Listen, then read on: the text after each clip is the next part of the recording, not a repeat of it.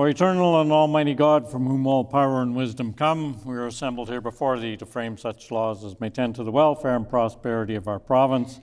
Grant, O merciful God, we pray thee, that we may desire only that which is in accordance with thy will, that we may seek it with wisdom and know it with certainty and accomplish it perfectly. For the glory and honor of thy name and for the welfare of all our people. Amen.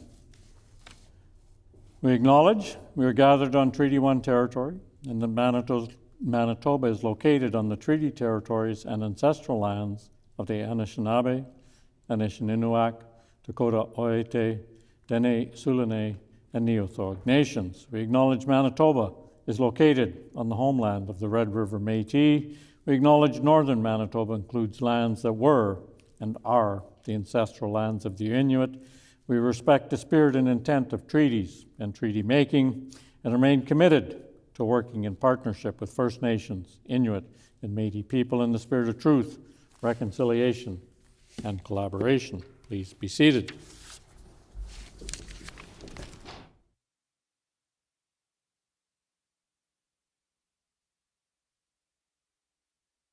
The Honourable Government House Leader. Miigwech, Honourable Speaker, on a point of order. I have just on a point of order. Miigwech. I've just learned that it is our clerk's 60th birthday today. So on behalf of our government caucus, and I'm sure everyone in the chamber, we'd like to wish you a happy birthday.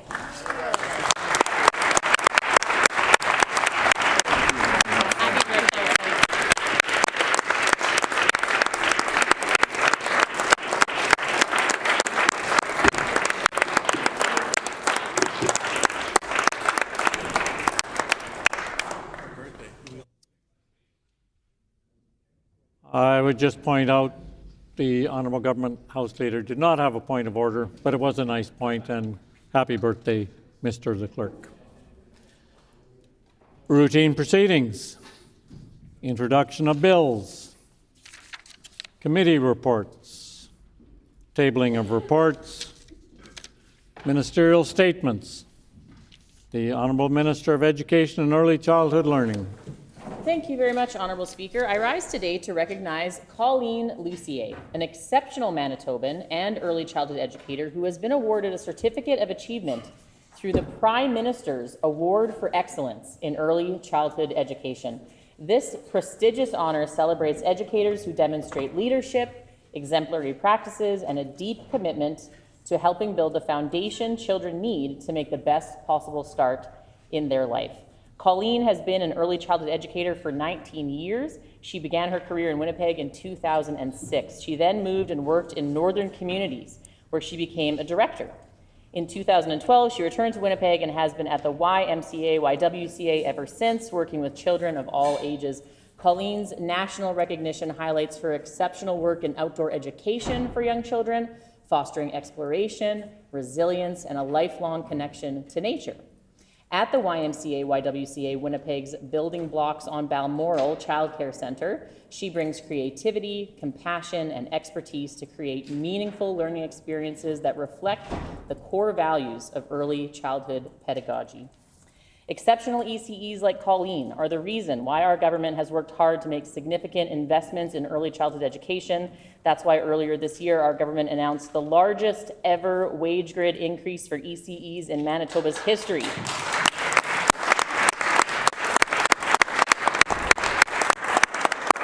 This investment will help recognize the essential service that ECEs provide, as well as help recruit and retain workers in the childcare sector, which is essential for Manitoba's growing economy.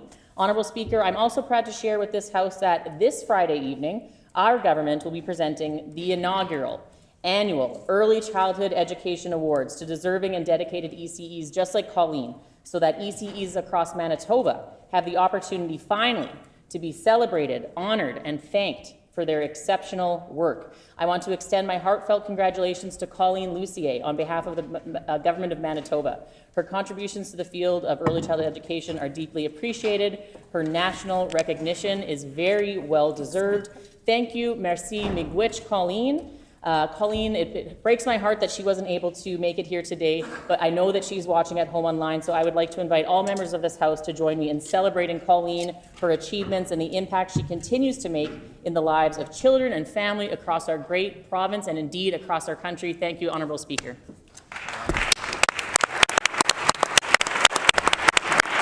I'm so sorry that she brought my water with me again. I'm so sorry.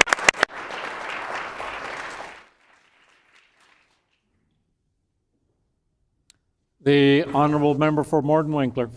Thank you, Honourable Speaker. It is my honour to rise today to recognize the extraordinary contributions of Manitoba's early childhood educators. These are professionals whose dedication, skill, and heart shape the very foundation of our province's future, our children. These educators nurture curiosity, build confidence, and set children on a path towards lifelong learning and success. Their work strengthens families, supports communities, and helps ensure Manitoba remains a place where every child has the opportunity to thrive. Today, I'm especially pleased to congratulate an individual whose leadership and vision exemplify the very best of this profession, Colleen Legislature of the YMCA of Winnipeg, Building Blocks of Memorial Centre program. Colleen's expertise has earned national recognition. She helped pilot Canada's Outdoor Play Strategy 2.0, and their centre was chosen as one of the just eight land-based teaching hubs in the entire country. This is an achievement that speaks to her vision and credibility as a leader in early childhood education and learning. She is a trusted voice in land-based education, and her work continues to shape the direction of early childhood programs across Manitoba and beyond. At the core of Colleen's philosophy is a profound respect for every child's unique strengths and needs. She believes in creating warm, home-like spaces where play is central and where learning emerges naturally through joy, curiosity, and meaningful connection. Whether exploring the banks of the Assiniboine River, engaging with local history, or participating in the outdoor learning program she leads, children in her care experience rich, developmentally grounded opportunities to learn and grow. Colleen has also built strong relationships with families through open communication, cultural learning, and community events. She launched the Grand Friends program to bridge generations, pairing preschoolers with seniors for gardening, walks, and shared activities that build empathy and community bonds. She speaks publicly on child care policy, always championing stronger early childhood learning practices for Manitoba families. Honourable Speaker, I'm proud to acknowledge the outstanding work of early childhood educators across our province. And today we extend our heartfelt congratulations to Colleen Legislature. Her leadership, her compassion, and her unwavering dedication are helping build stronger families. Time has expired. Does the member have leave to finish her reply? Agreed, and so ordered. The honourable member for Morden Winkler. Stronger communities and a brighter future for Manitoba's children. Thank you, Colleen.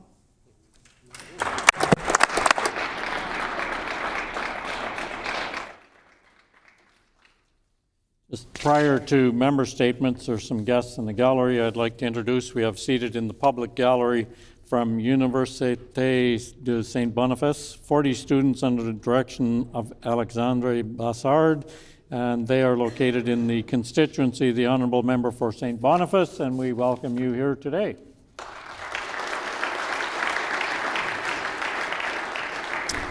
Also seated in the public gallery, we have Jean-Paul Molagat from Whitehorse in the Yukon, and he is the guest of the Honourable Member for St. Boniface. We welcome you here today.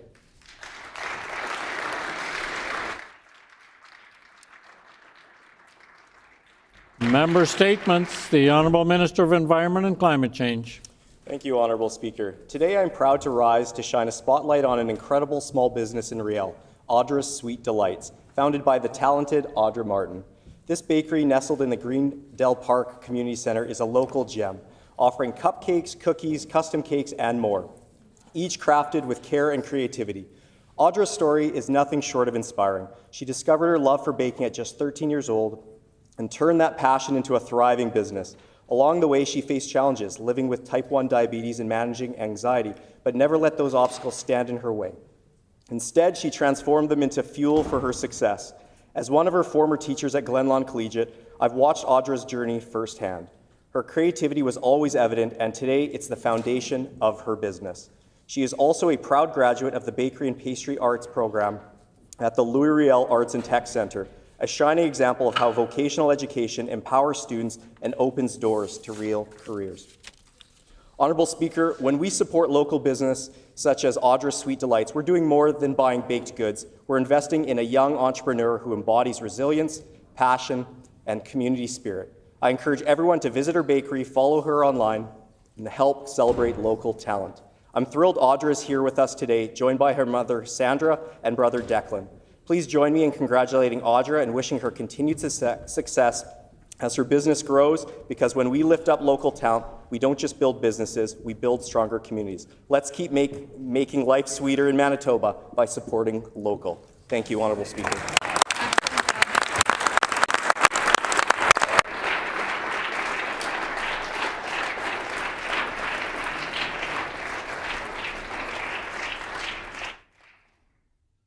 The honourable member for Springfield-Rashok. As fall winds down and winter approaches, the community of Oakbank prepares for another Christmas season. This time of year often invites reflection, and this year our community marks the end of a significant chapter in Oakbank's agricultural history.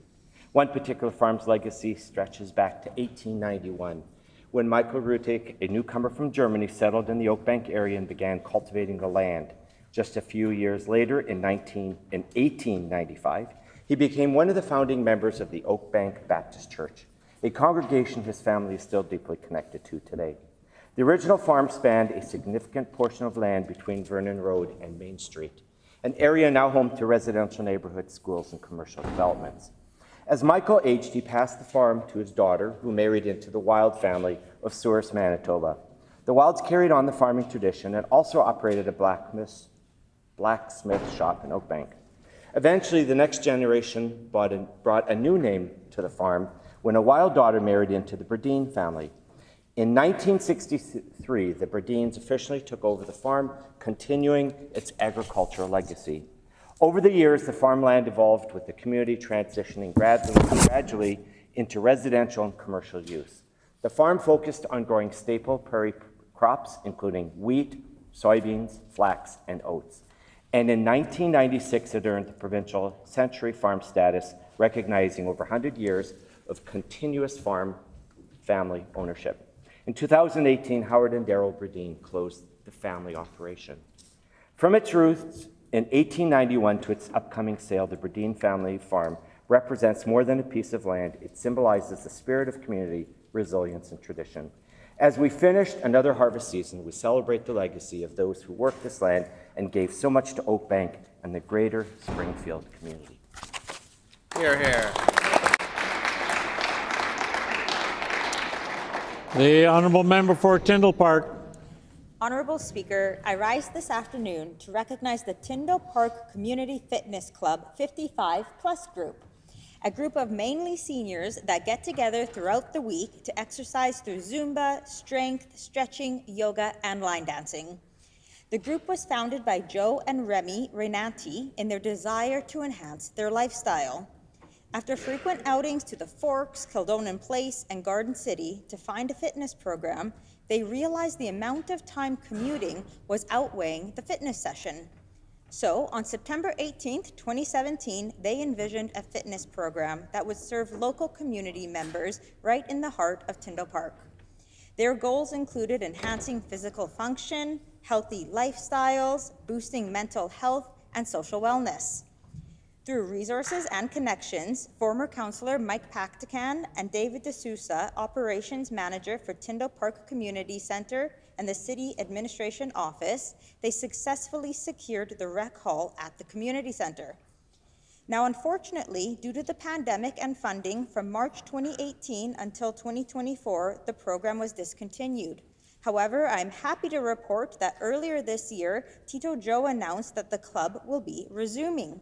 He explained how active aging is the best way to grow old, and that through reaching out to former members and contacting others to spread the word, the club reopened this past March and currently has over 45 active members that participate every week. I even had the opportunity to join them in some Zumba the other week, Honorable Speaker.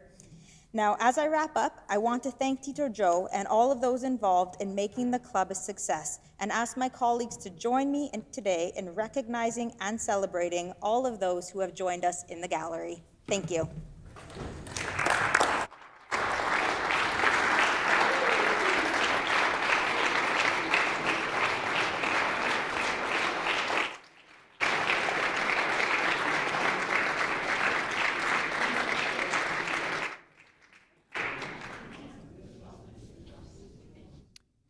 The Honourable Member for La Vérendrye. Thank you, Honourable Speaker. It's been a beautiful fall here in Manitoba, and soon our thoughts will turn to Christmas. For many Manitobans, especially for our young people, Christmas is a favourite time of year, a time of family, generosity, and celebration as we mark the birth of Jesus Christ. But, Honourable Speaker, we also know that for many families, the Christmas season brings financial strain rather than the peace and joy that it should. That's where our local food banks and soup kitchens step up with compassion and care. Across Manitoba, and especially in the Southeast, generous people work tirelessly to ease the burden of hunger. Supported by churches, community groups, businesses, and volunteers, food banks in Grunthal, Piney, Vida, La Broquerie, St. Pierre, Sprague, and others prepare and distribute hampers so no family goes without the essentials. Honourable Speaker, the Southeast has long understood the power of community. Neighbours help neighbours, volunteers step up without being asked, and generosity is simply part of who we are. Every year we see people who once relied on Christmas hampers now becoming donors and volunteers. That is the spirit of the Southeast, a community that lifts one another up. None of this work would be possible without the continuous generosity every day. Manitobans, I want to sincerely thank volunteers, coordinators, donors, churches, and community partners who make this support possible. As we enter the Christmas season, I encourage Manitobans, if you are able, please give, whether it's groceries, a financial contribution, or your time. Your kindness ensures every family can experience Christmas with dignity. This season reminds us that hope grows strongest when we share it with one another. Honourable members, time has expired.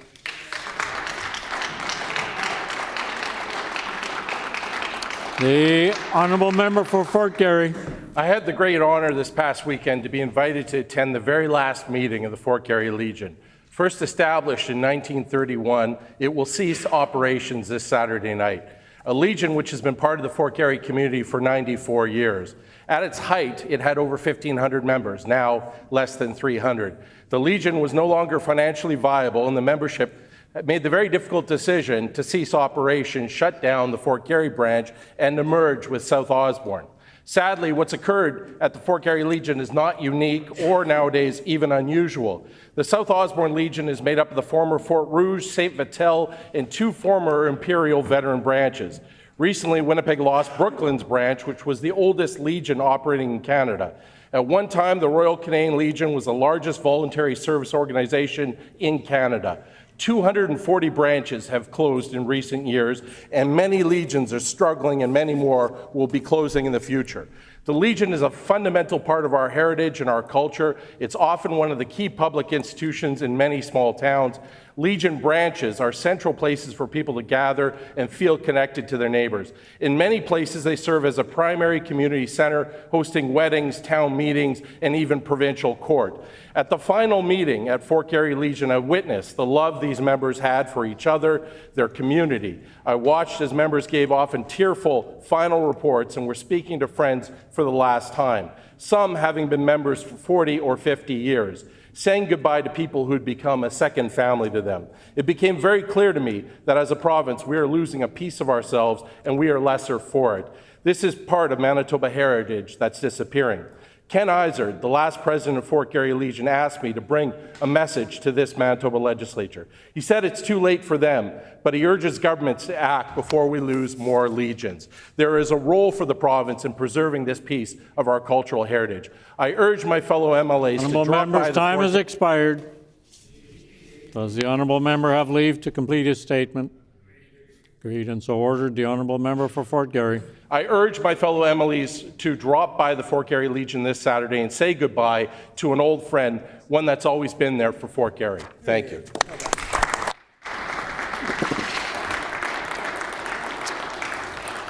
Prior to oral questions, I have a statement for the House. I have a statement regarding the rotation of speakers in debate. Since 2016, the House leaders of all recognized parties have agreed upon a rotation of speakers for debates in this House, including members of their parties and independent members.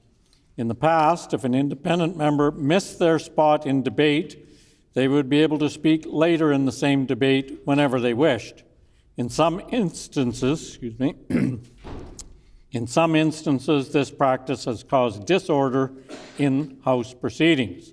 A lot of our rules and practices have evolved since 2016 in response to changes in various situations.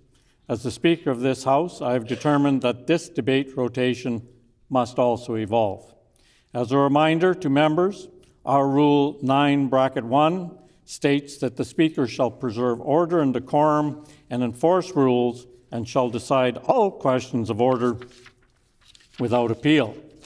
Further, on page 318 of the third edition of the House of Commons Procedures and Practice, Bosque and Gagnon note that the Speaker's duty is to decide any matters of procedure that may arise regarding the conduct of proceedings and the rules of debate. Accordingly, I am ruling that starting today, an independent member is entitled to speak in debate at their spot in the rotation only. If an independent member does not speak when their turn in the rotation comes up, then they would lose their opportunity to speak. The exception to this would be if there are no other members standing to speak before or after an independent member's spot in rotation, and the debate has not concluded. Then an independent member may speak at that time. This will also apply to all debates for which the House leaders have assigned a rotation list. For the reference of all members, I'm tabling the most recent version of the debate rotation list as agreed to by the House leaders on October 2nd, 2024. This list shows when members may speak in debates where the rotation isn't set out in the rules. As with any practice or rule of the House, this practice could be varied with unanimous consent of all members. I will note that in any debate in this House, there is no guarantee that every member or any particular member will get to speak, as many debates end before every member has had the opportunity to speak, and I see this arrangement as no different than that. Thank you for your attention to this. Oral questions. The Honourable Leader of the Official Opposition.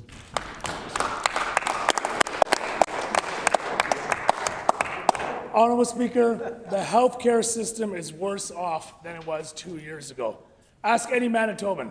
Ask Manitoba Nurses Union, who gave this health minister a D-. Every day there's a heartbreaking story under this NDP and how they have failed Manitobans. Sadly, today is no different. A Manitoban came forward with a social media post with details of her mother's passing after waiting 30 hours in the ER of Grace Hospital. Waiting 30 hours, the woman witnessed her mother go from, and I quote, she went from walking and talking and being able to give medical history and details to weak and confused in less than 24 hours, end quote. From there, it took another 12 hours to get treatment and see a doctor. Sadly, her mother passed away shortly afterwards. Quote again from that letter, our system is broken, end quote. What does the Premier have to say to this daughter whose mother passed away after waiting 30 hours? Time has expired. The Honourable First Minister. I want to say to this daughter that on behalf of the province of Manitoba, we are very sorry for your loss. Just received an update from our Minister of Health that they have spoken to the woman and addressed the situation with her mother. The details that we see in this post are very, very disturbing and are calling many, many things into question. As a matter of course, a critical incident has been launched. There seems to have been some errors made in the care for this person who we lost far too soon. But beyond that, it would seem that there are other issues at play, potentially systemic ones. And on account of that, our Minister of Health has committed to doing an additional investigation beyond the CI report to get to the bottom of just what went wrong here. As for the larger factors, what is causing the chaos in healthcare? It's the cuts that they made when they were in office. They closed 3 of our biggest emergency rooms. First time has expired. The Honourable Leader of the Official Opposition on a supplementary question. To the family and all Manitobans watching, I'm sorry. I'm sorry that this Premier and Health Minister didn't do better by you and by all Manitobans. I'm sorry that this failed health minister last year also launched a critical incident investigation when a Manitoban died after waiting 8 hours in the health science center. Now, a year later, someone else has died waiting 30 hours. All talk, no action by this NDP government, Premier, and failed health minister. I'll quote again from that same article, same letter, post. I don't blame the nurses. In fact, I feel for them. Not having the capacity to provide the care as we as nurses want to provide is heartbreaking. We need better, the system is broken, end quote. So I'll ask the Premier and his failing health minister, what are they doing today to make healthcare in Manitoba better so this never happens again? The Honourable First Minister. To the woman who wrote the post, our heart certainly goes out to you. I understand that you are a nurse, and I very much want to thank you for the wonderful job that you do on the front lines helping the people of Manitoba.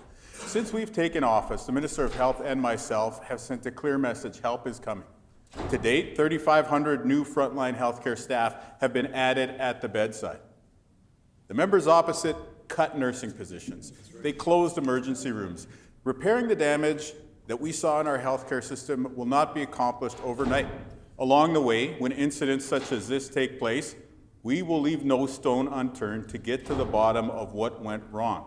Repairing healthcare so that you, the people of Manitoba, get the care that you need when you need it is something that will take many years to accomplish, but it only moves forward if we have the courage to look at the person in the mirror. That's something that the members opposite have never done. They've never accepted accountability for the chaos and the dysfunction that they caused. We're going to continue to fix healthcare. The biggest risk to getting the job done. Time has expired. The Honourable Leader of the Official Opposition on a new question. A new question, Honourable Speaker. The Honourable Leader of the Official Opposition on a new question. Less talk, more action is needed by this Premier. Now we'll shift to tax, tax, tax. That's all this NDP know how to do. Take money out of your back pocket while smiling to you with an arrogant smile on camera. The NDP did it with Greg Sillinger's PST increase, and now they're doing it again. In 2014, the NDP increased the PST, costing you $250 million. Now, in 2025, they've done it again, but they just changed the name to Education and Property Tax, costing you $400 million out of your back pocket.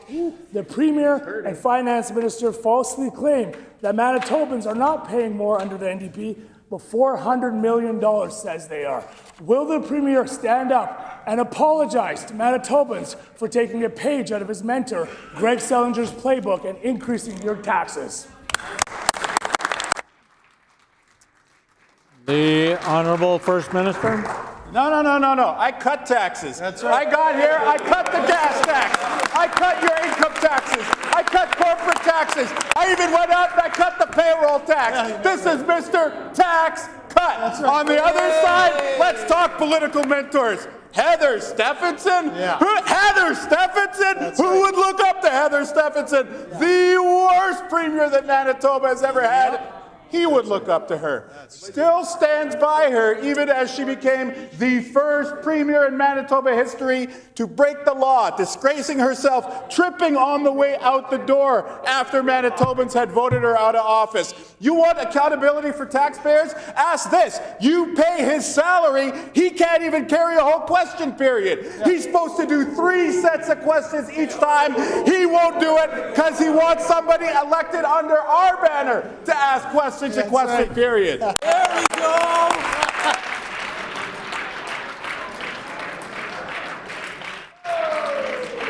The Honourable Leader of the Official Opposition on a supplementary question. The Premier can smile and joke and attack and act like a clown or whatever the heck he's dancing like on that side. Manitobans can see through him. Yep. They can see through his arrogant smile, his condescending attitude, and his dismissiveness of $400 million he has stole out of your back pocket. Residents in Tuxedo, Waverly, Bridgewater, Rajamodi, Radisson, Transcona, McPhillips, Assiniboia are all paying more in education property taxes under this NDP government. So he can stand up, he can act like a clown, he can joke, he can attack, but he can't dismiss the facts.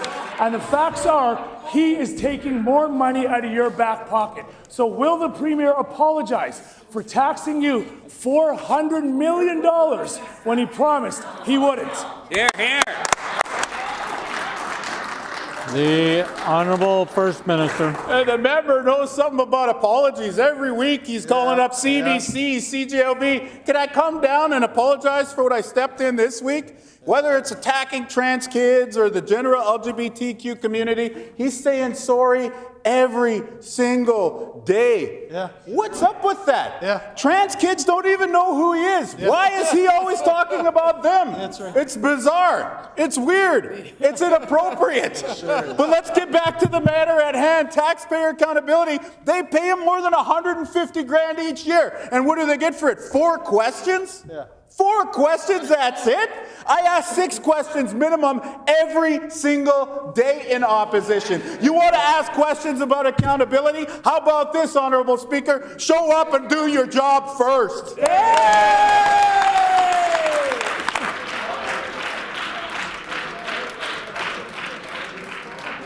The Honourable Member for Agassiz. Order. Months ago, I raised the concerns of constituents of mine, a single mother who lives with her 2 daughters on their farm. With the rise in violence and the string of organized armed break-ins, she was terrified of every car driving down their mile road. She still lives in fear because this government has done nothing to address these problems in rural Manitoba. Families in Manitoba are not safe under this Premier. How has the Minister of Justice failed to bring any measures forward in 7 months? Why are Manitoba families not his concern? The Honourable First Minister. People who live in the member for Agassiz's riding, ask yourself, do you like more police or less? Yeah. Because we added 55 police officers inside the perimeter, and we've added millions of dollars more in funding for RCMP outside of the perimeter. Right. What did they do during their time in office? We lost 55 police officers. They cut police. The PCs defunded police when they were in office. They should defund their leader. Listen to this banger that he dropped at the AMM this morning, and I quote, got the MLAs for Lakeside and La Vérendrye. Yeah, I heard one woo. We got one woo for Lakeside. We got nothing for La Vérendrye. Come on, La Vérendrye. I know many of you have served with them. End quote. Oh my no wonder God. They look dejected and demoralized. Step it up! Order, please. Could I ask the Honourable First Minister what he was quoting from?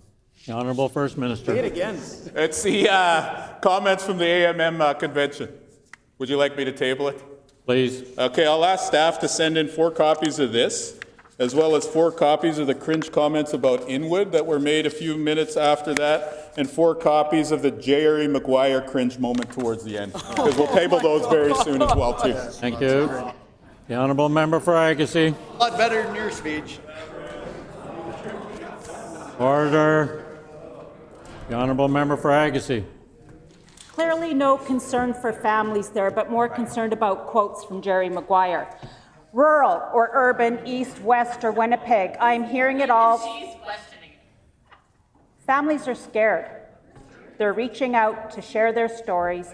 Everyday acts of violence undermine Manitobans' faith in our justice system. A security camera offers no peace of mind. I've heard from so many families concerned about violent crime. Why, 2 years into the mandate, has the minister only made things worse? The Honourable First Minister. There are dozens more police officers working in Manitoba under us in office. The PCs cut the number of police working in Manitoba. People want to talk about bail. They closed the Dauphin Jail. Yeah. They closed the Agassiz Youth Centre. Yeah. Good news for people in the Parkland region and all of rural Manitoba. In 2026, we're breaking ground on a new Centre for Justice in the community of Dauphin to bring back economic opportunity to advance public safety. And yeah, we'll pay for your security camera along the way because we understand that what's needed to make communities safer is a comprehensive approach, not the drive-by at election time approach you get from the PCs, but real partnership from a real government every single day of the year. The Honourable Member for Morden Winkler. Honourable Speaker, Manitobans aren't feeling safe under this NDP government, and never has that ever been clearer than with the increase of violence in healthcare. 4 out of 5 nurses graduating today are women, and sadly, it is not a question of if they will experience violence, but when. This is unacceptable and more must be done. Why, after months, has this government done nothing to address the concerns that are happening at HSC? The Honourable Minister of Health, Seniors and Long-Term Care.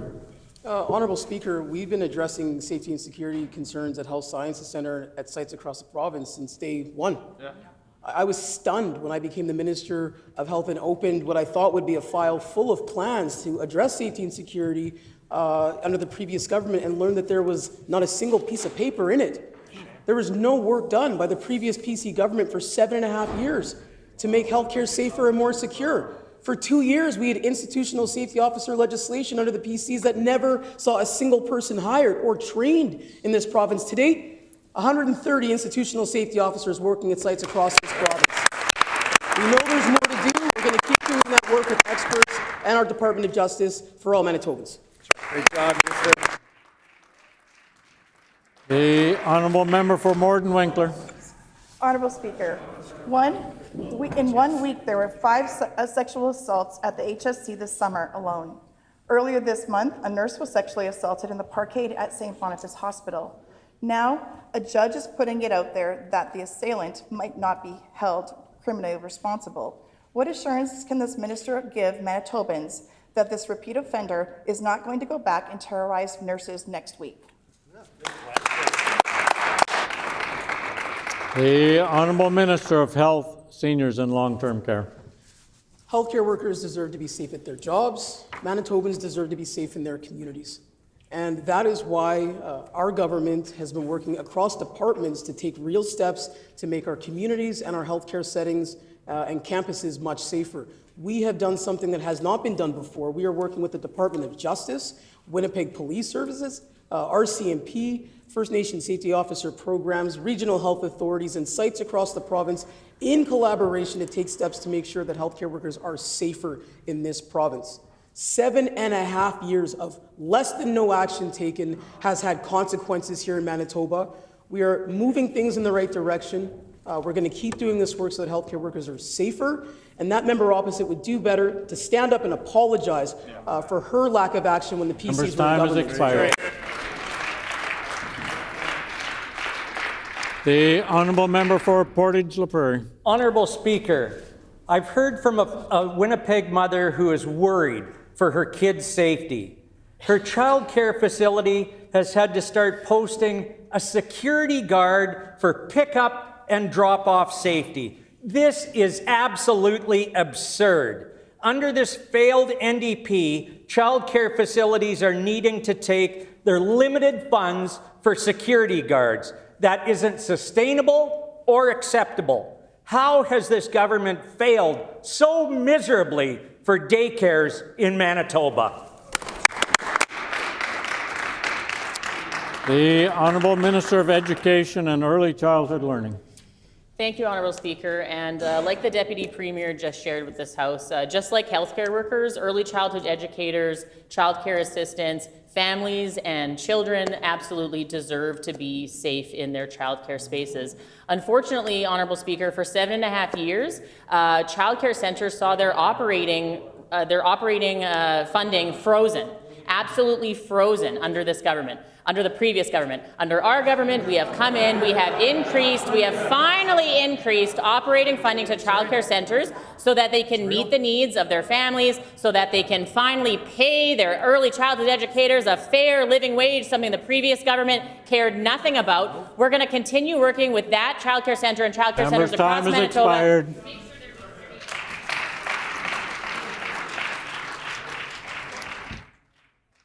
The Honourable Member for Spruce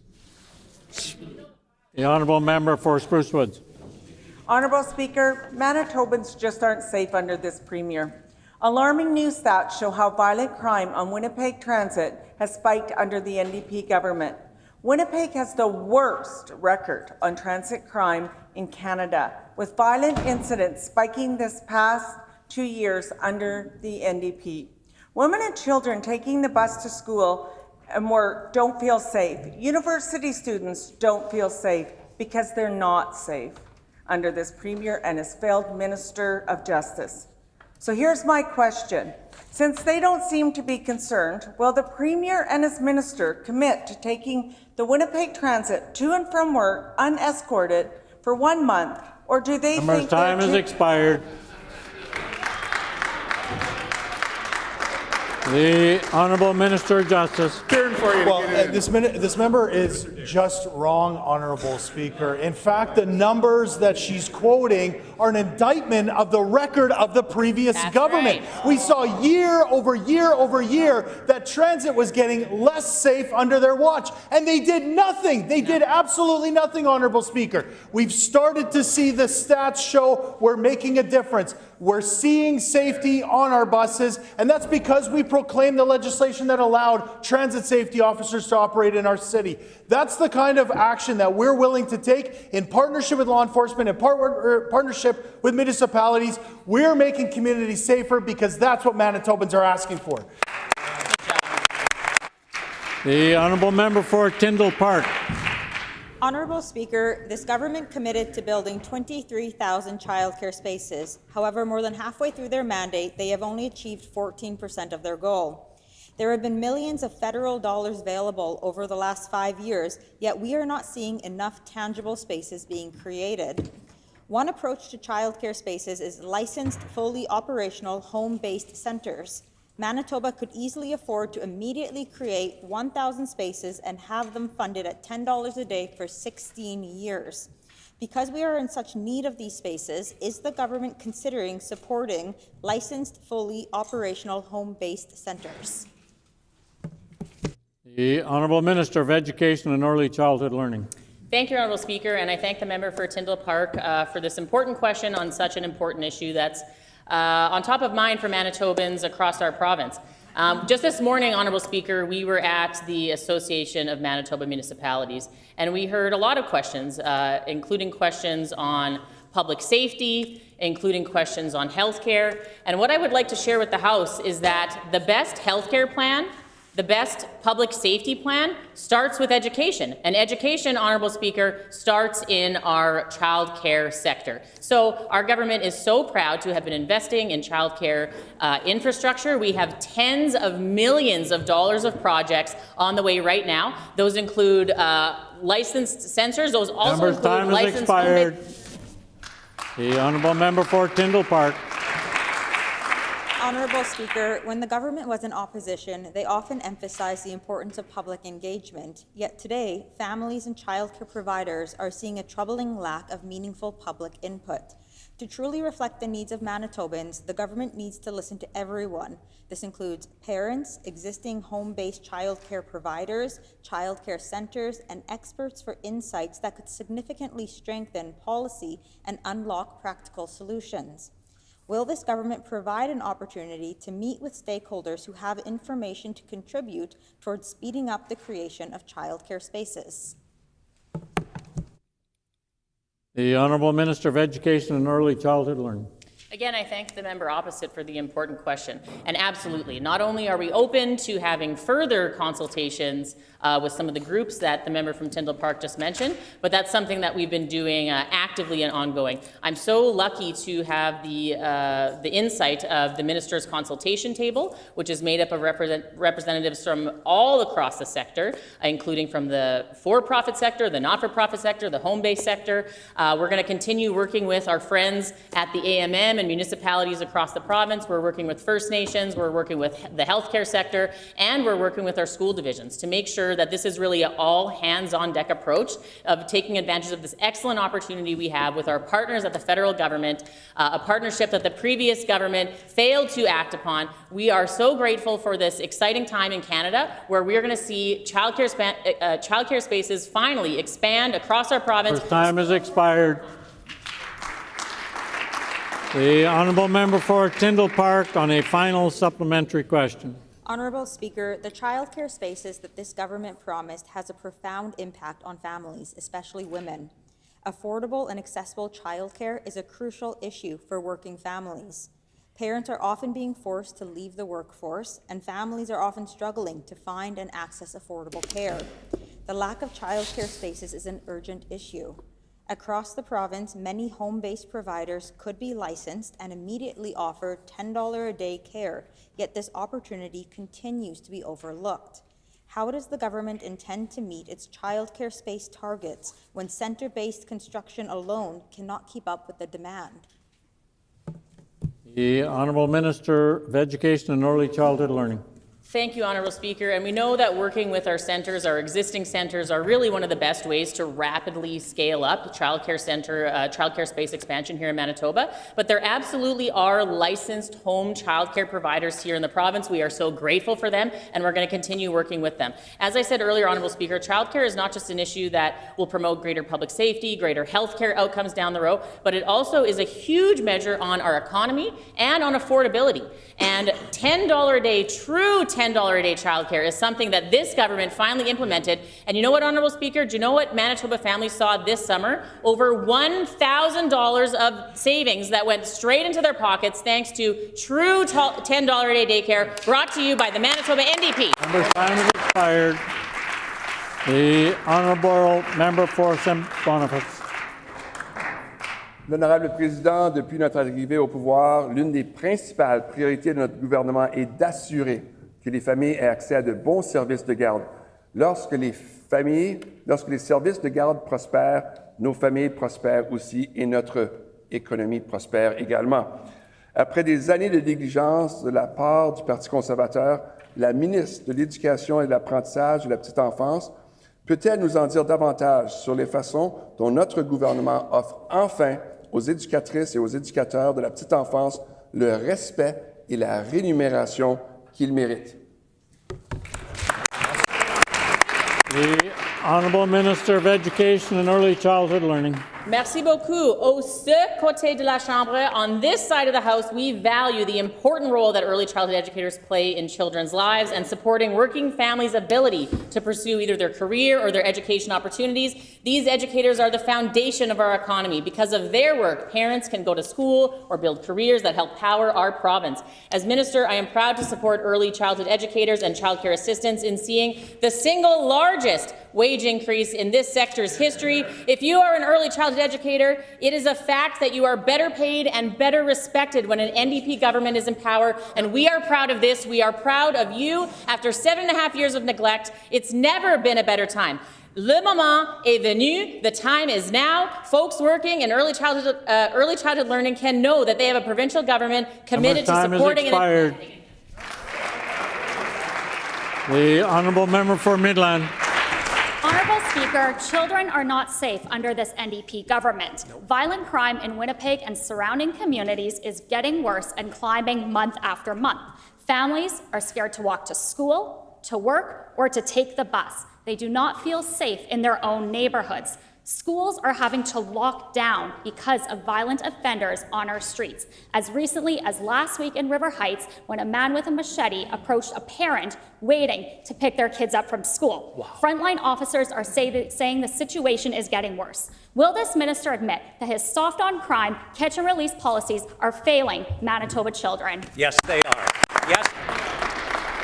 The Honourable Minister Justice.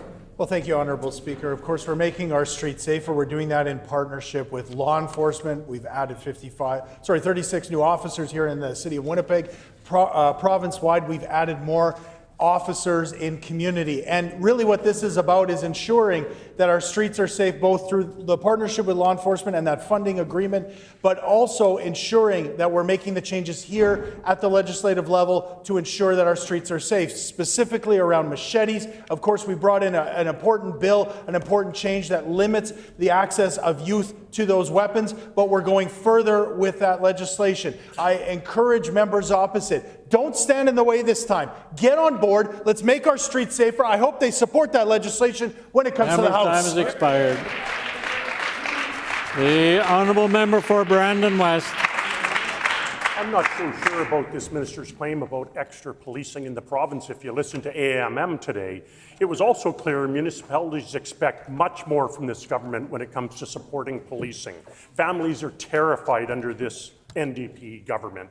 The NDP have made it clear that supporting police is not a priority for them. Let's not forget, these are the same members that voted against standing with AMM and calling on Ottawa to pay its fair share for RCMP costs. So why does this Minister of Municipal Relations refuse to actually engage with municipal partners and protect Manitobans? The Honourable Minister Justice. Honourable Speaker, what is this guy talking about? AMM has worked with us. In fact, President Valentino and myself wrote a letter to Minister Ananda Sangari asking them about clarity around the future of contract policing, about the high vacancy rate. What did they get from members opposite? Year over year, we saw them voting against and standing in the way of increased funding. $13.7 million across Manitoba to police, to law enforcement, to RCMP. Members opposite only stood in the way while we work with municipalities like the mayor of Portage, Mayor Knox. I'm encouraged by the direction the province seems to be taking, especially on public safety and community well-being, which are top priorities for our community and our region. We stand with Mayor Knox. We stand against members opposite. The honourable member for Fort Garry. This Premier pledged that he would commit to reducing carbon emissions in Manitoba by 45% in 2023. That's 4 years away. He first claimed he would do it with a carbon tax. Then he claimed that Manitoba was on track to meet the 2030 targets with what Manitoba was already doing. In estimates, I asked the Premier if we were on track to meet those targets, and I'll table the exchange. Not only did he say yes, he claimed that he had an expert report proving it, and he said he shared that analysis with Prime Minister Carney. Turns out none of that is accurate, and I'll table the FIPA. There is no report. There is no analysis. The Premier didn't share anything with Prime Minister Carney. Time for the Premier to come clean. Why is he misleading Manitobans on his lack of action on climate change? Yeah, good call. The Honourable First Minister. Yeah, we've got a great environment minister, and he, as well as the team, are the reason that we are going to hit our emissions targets. Now, I'll resist from pointing out that this MLA will never be in cabinet. He'll never be the Premier. He'll never be the Prime Minister. And instead, just draw the PC members' attention to the folly of their strategy. They all sat down today to give this guy time. He was elected under our banner. So think about that if you're a backbencher, not getting time in question period. On top of that, now you folks are defenseless. Okay? PC party president.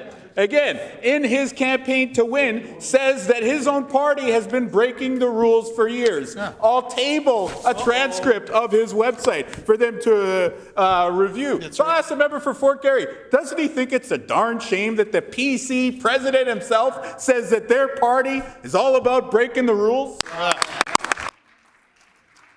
The honourable member for Fort Garry on a supplementary What's a darn question. shame is that Manitobans don't have a premier that takes climate change seriously. Manitoba and Alberta share a couple things in common. We both have premiers that think we need to become more reliant on oil and oil pipelines, and both Alberta and Manitoba are the only two provinces in the country that carbon emissions have actually gone up. Premier claims he can reduce them in 4 years, but by doing nothing. Now our premier is saying, well, maybe I will do something. He's planning to build a gas-burning power plant which will radically increase our carbon emissions. Even without the gas plant, Manitoba was never going to meet the 2030 targets. Will the Premier now come clean and admit to Manitobans that he has no intention of reducing carbon emissions by the deadline? The Honourable First Minister.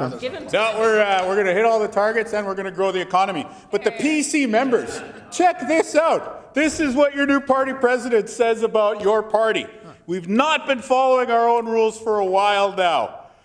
Directors do not ensure that constituency associations meet. Nomination rules are unclear and not followed. I guess he was paying attention to the Spruce Woods nomination contest when he said that. He says it all makes members feel insignificant and not valued and provides no forum for their voices to be heard.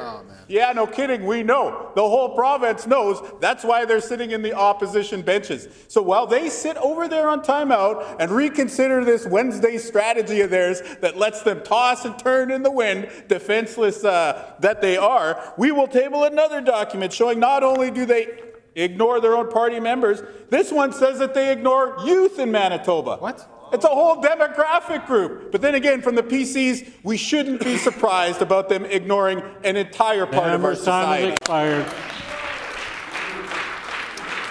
The honourable member for Fort Garry on a final supplementary question. This Premier deserves Manitobans an explanation about why there was no report to Prime Minister Carney. But Manitoba spent hundreds of millions of dollars this year alone on climate change. Over 35,000 Manitobans became climate refugees in our province due to wildfires. Drought means that hydro doesn't have enough water to profitably generate energy, and that means your rates are going up. We know northern winter road season is smaller, forcing communities to spend huge money on bringing in goods by air. The Premier has made things worse. He's borrowed over $400 million for a gas tax holiday that went to corporations and the very rich. The biggest threat to Manitoba's economic future is climate change, yet this Premier does nothing. Given this record, why should Manitobans trust the Premier on protecting time has expired. The Honourable First Minister. Thank you, Honourable Speaker. Again, the gas tax saved you money. That's right. And when it comes to environment, we're going to make the environment clean, safe, and healthy for the next generation. The data the minister is asking about, I shared it with Prime Minister Carney in a letter immediately after he was chosen as our Prime Minister. But again, the PC's great strategy, boys. Great strategy, ladies. Great strategy, people of all genders on that side. Oh, I better not go there. We know how they feel about that one. But again, I'll read out that their new party president, Peter Smith, again, when it comes to the issue that rocked this province, a premier under the PC banner breaking the law, their current do-nothing MLA from Red River North breaking the law, being fined. What does their new president think about this? I'll table his post.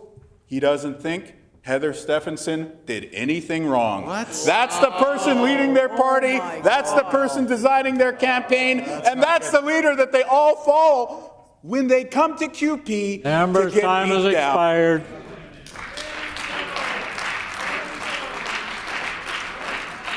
The Honourable Member for Lakeside.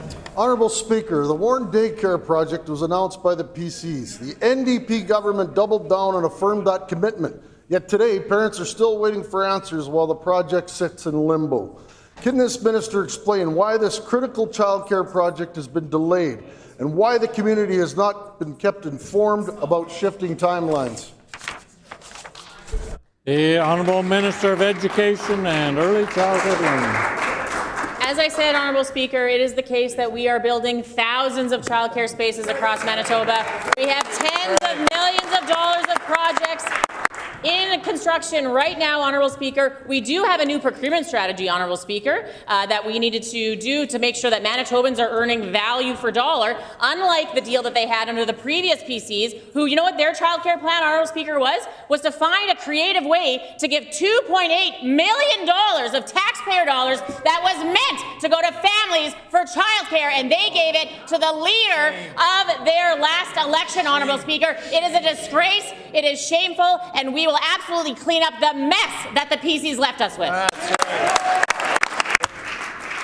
The honourable member for Lakeside on a supplementary question. Thank you, Honourable Speaker. There you have it. No answers once again. Warren and the surrounding communities are facing a shortage of accessible, affordable childcare, and the delay of this project is putting real strain on working families. Parents are being forced to turn jobs down, delay returning to work, or seek care hours away. How can you justify this delay when families are desperate for daycare spaces in Lakeside and across the province? The Honourable Minister of Education and Early Childhood Learning. We justify the delay because we are here to work on behalf of Manitobans and to make sure that Manitobans have a government that is sincere, that is stepping up to the plate with real dollars, and that does not siphon off dollars from the Child Care Fund to their party campaign manager. Let's update the House about some spaces. They can heckle me all I want because I misspeak, Honourable Speaker. That's fine. They can continue attacking me all day. I'll keep building childcare centres right across this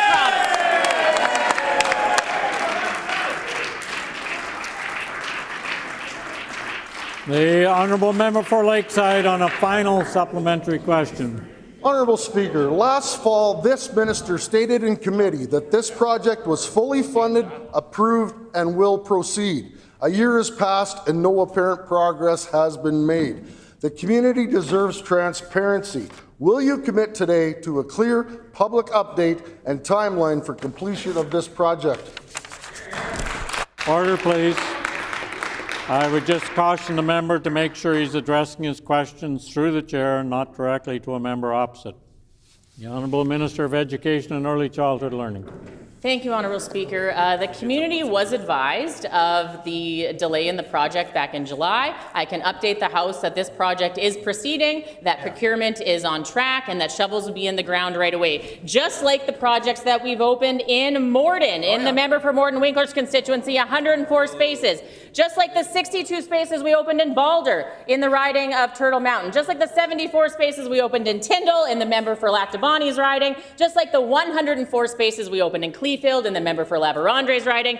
Also like the 74 spaces we opened in LaSalle in the member for Midlands riding. I can go on and on and on, Honourable Speaker. We are delivering results for Manitobans. We thank every single early childcare educator in this province, and we are going to continue delivering for Manitoba families and for our economy. The honourable member for Interlake Gimli. Honourable Speaker, the Switzer family is still waiting for answers. They have asked for accountability, not blame, and for assurance that no one else will have to go through what they did. After 8 months of reflection, has the minister changed his mind, and will he now commit to a full independent inquiry into the technical aspects of Manitoba's 911 system, including phones, cell providers, dispatch, and first responders? The Honourable Minister of Innovation and New Technology. Honourable Speaker, I want to again extend our government's condolences to the Switzer family. No Manitoban should have to endure what the Switzer family has gone through. As I've said in the past, we are working with our federal partners. As evidence of that, I want to table a letter today from the Premier to Minister of Industry, Melanie Joly, and I want to identify for the member opposite that what would have been really helpful as we try and edge our way towards solving this problem is if only we had our own, I don't know, provincial telco that we could work with to look at heading out and solving some of these problems, right? But unfortunately, a previous PC government... time has expired. The member's time has expired. Order.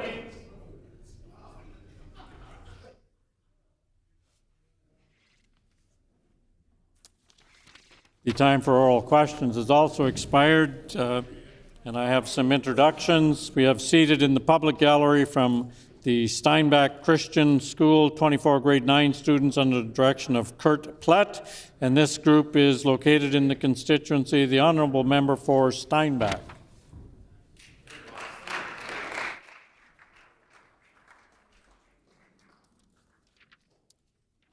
Petitions. The Honourable Leader of the Official Opposition. Thank you. Thank you. Thank you, Honourable Speaker.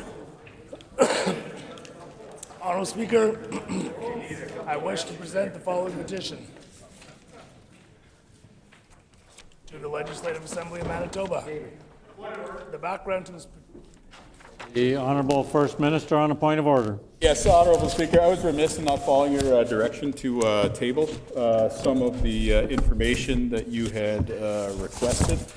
And so I'm just going to quickly do so before I leave this afternoon.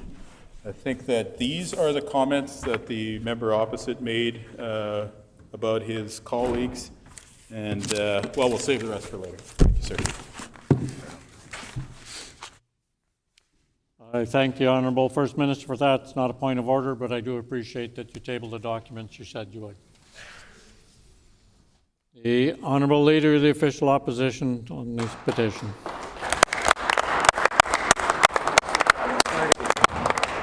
Thank you. Thank you, Honourable Speaker. I wish to present the following petition to the Legislative Assembly of Manitoba. The background to this petition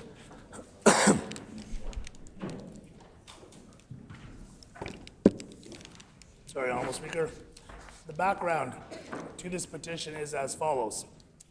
Number one, thanks to investments made under the previous PC provincial government as part of the Clinical and Preventative Services Plan, construction for the new Portage Regional Health Facility is well underway. Hear, hear. The facility and surrounding community would greatly benefit from added diagnostic machinery,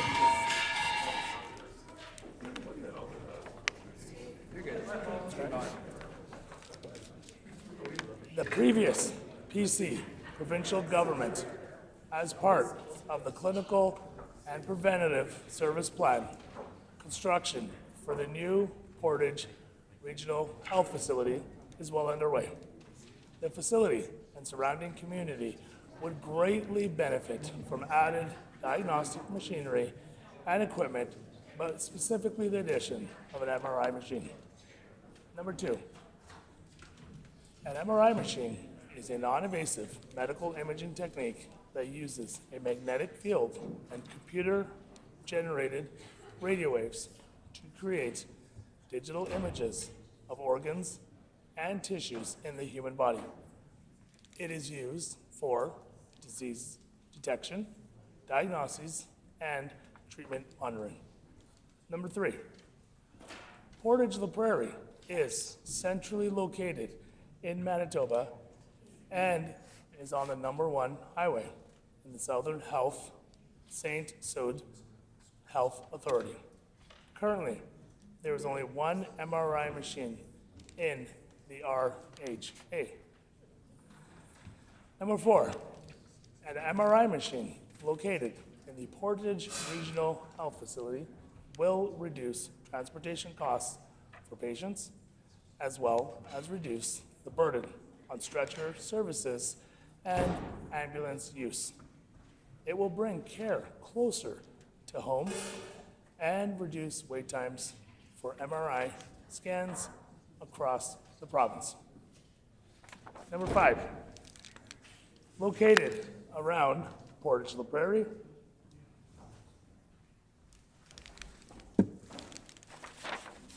number 5, located around Portage La Prairie are the Dakota Teepee, Dakota Plains, Sandy Bay, and Long Plains First Nations reserves. Indigenous people in Canada disproportionately face barriers in access to services and medical care. An MRI machine located in the Portage Regional Health Facility will bring care closer to their home communities and provide greater access to diagnostic testing. Number six. Number six, located in close proximity to the new Portage Regional Health Facility is the Southport Airport. This aerodrome has a runway length that is more than adequate to support medical air ambulance services. This would provide the opportunity to transport patients by air from more remote communities to access MRI imaging services. Number seven, the wait times for Manitobans to receive an MRI scan is currently 6 to 8 months. Having an MRI machine in Portage Regional Health Facility will help reduce these wait times for patients and provide care sooner. We petition the Legislative Assembly as follows.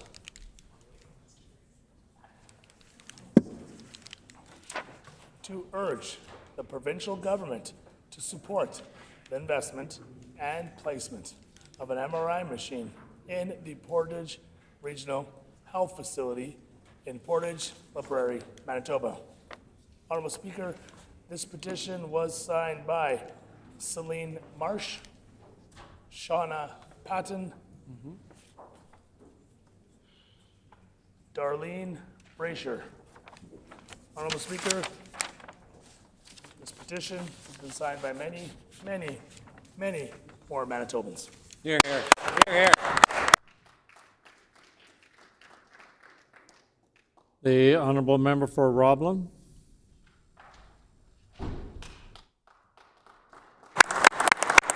Honourable member for Roblin, we can't hear you.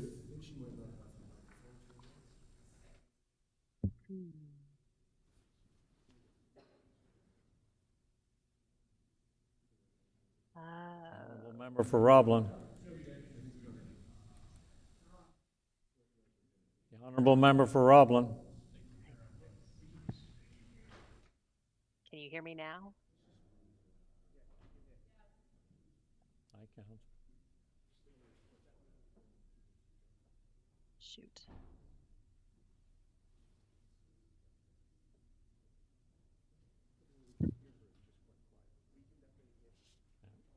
Apparently we can hear you, or at least some people can, so I would ask that you really need to speak up.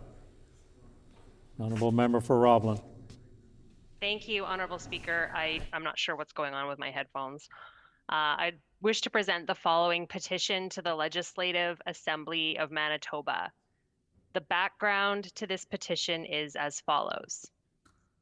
Number one, Highway 1 through the RM of Headingley is increasingly busy with vehicular traffic. As a major truck and transportation route that runs through both commercial and residential areas, safety is of paramount importance.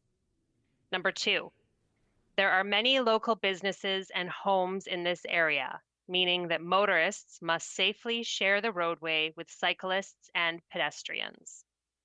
Number three, the stretch of Highway 1 westbound from Dodds Road to Bobiche Street does not have a service road, nor does it have a shoulder. Instead, Manitoba Transportation and Infrastructure has recently installed a curb on this stretch, which is unique compared to the rest of Highway 1 through Headingley. Number four, the department's decision to forego a shoulder or turning lane forces cyclists and pedestrians onto the actual lane of traffic, presenting a serious safety hazard. Number 5, residents have reported challenges safely navigating this stretch of highway while cycling or walking to nearby homes and businesses.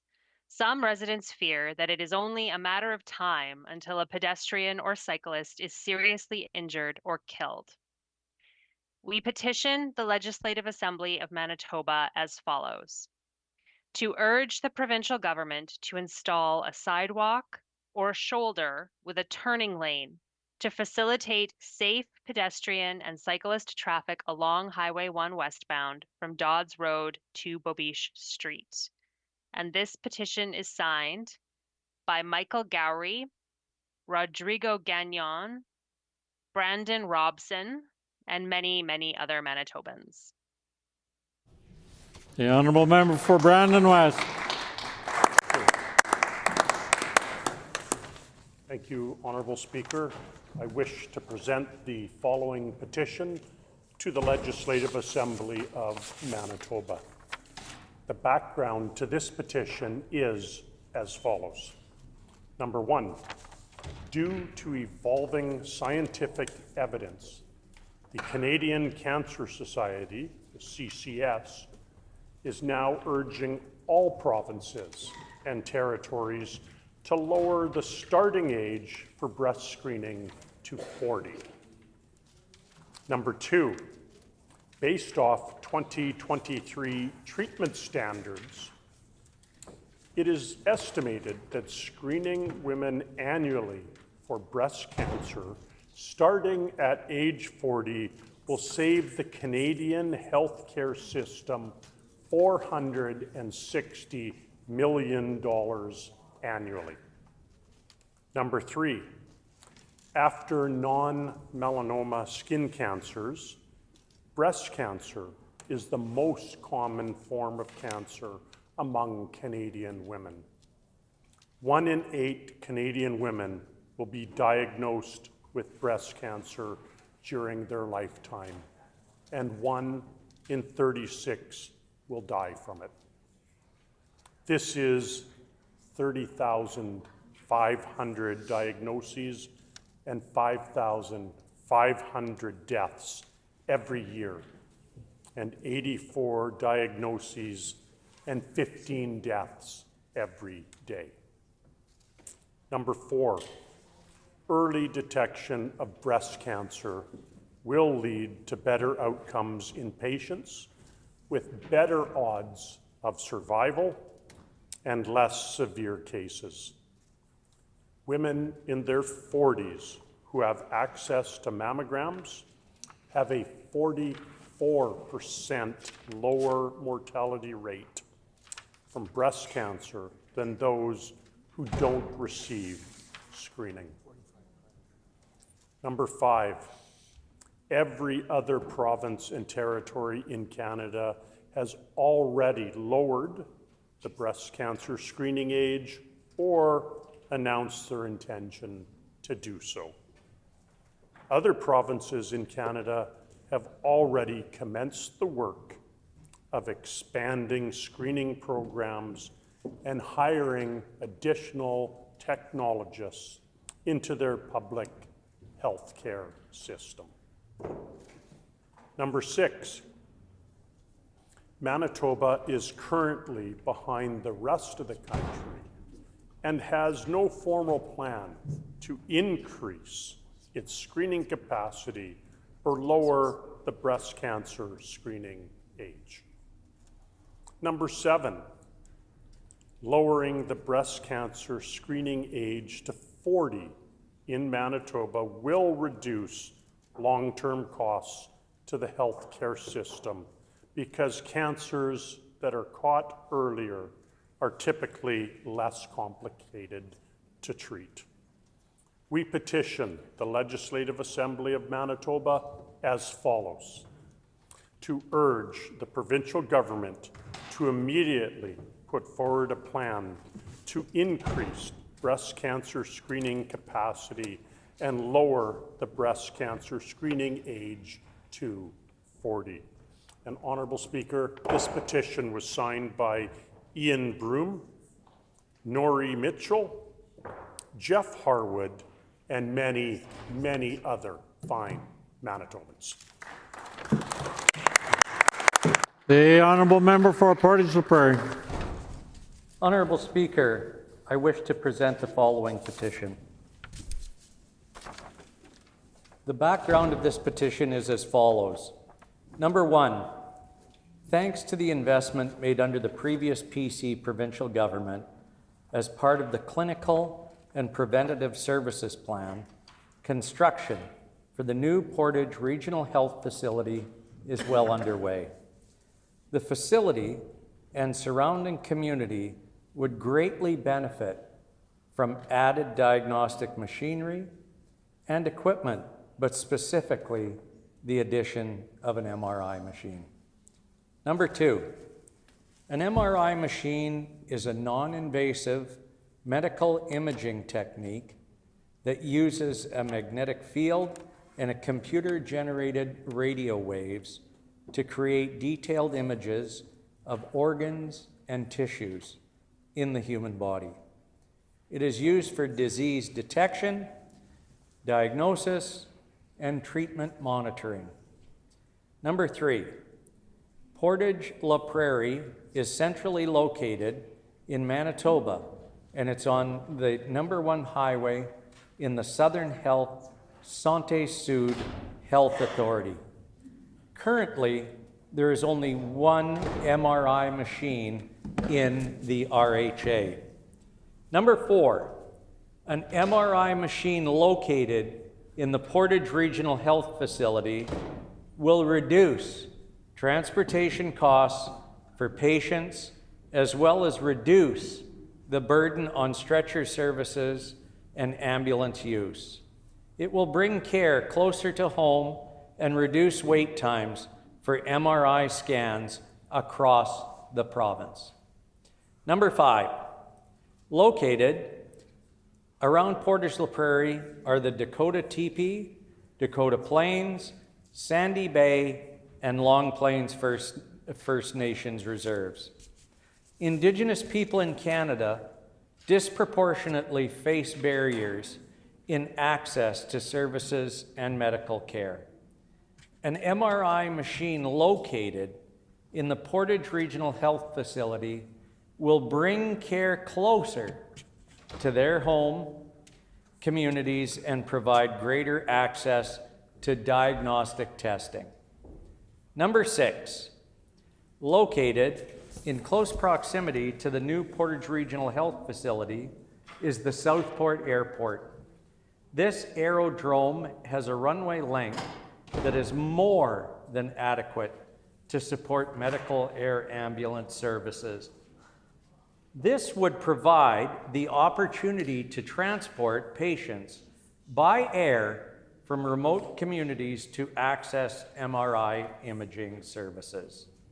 Number seven, the average wait times for Manitobans to receive an MRI scan is currently 6 to 8 months. Having an MRI machine in the Portage Regional Health Facility will help reduce these wait times for patients and provide better care sooner. We petition the Legislative Assembly of Manitoba as follows: to urge the provincial government to support the investment and placement of an MRI machine in the Portage Regional Health Facility in Portage La Prairie, Manitoba. This is signed by Libby Thomas, Shibby Phillip, and Doug Glathew, plus many, many more Manitobans. Thank you, Honourable Speaker. Thank you. The honourable member for Agassiz. Thank you, Honourable Speaker. I wish to present the following petition to the Legislative Assembly of Manitoba. The background to this petition is as follows. Number one, children with disabilities often require childcare beyond the age of 12. Children with disabilities aged 12 to 17 face a gap in publicly available care programs. Number two, the current adolescent care service model creates undue hardship on caregivers.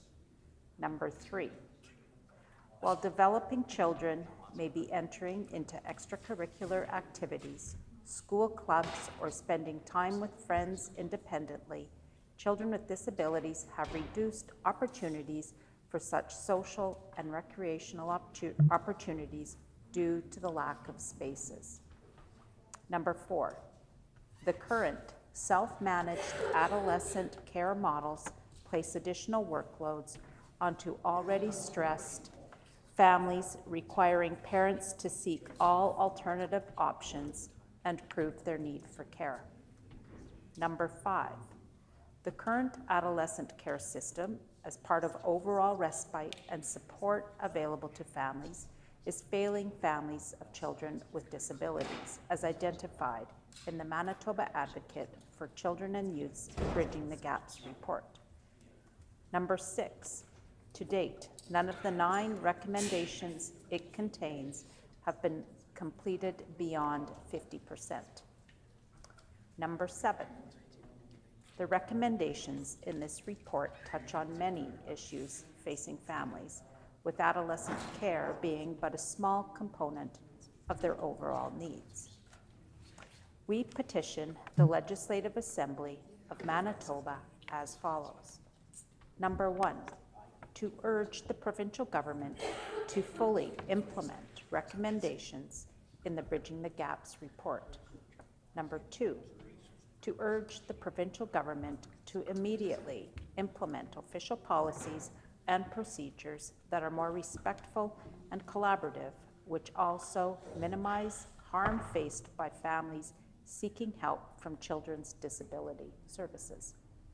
Number 3, to urge the Minister of Families to arrange for a full review of employment supports provided by Children's Disability Services for children with disabilities aged 12 to 17, including direct consultation with impacted families, and to explore a full spectrum of options to support families, empowering them to choose solutions that best fit their needs.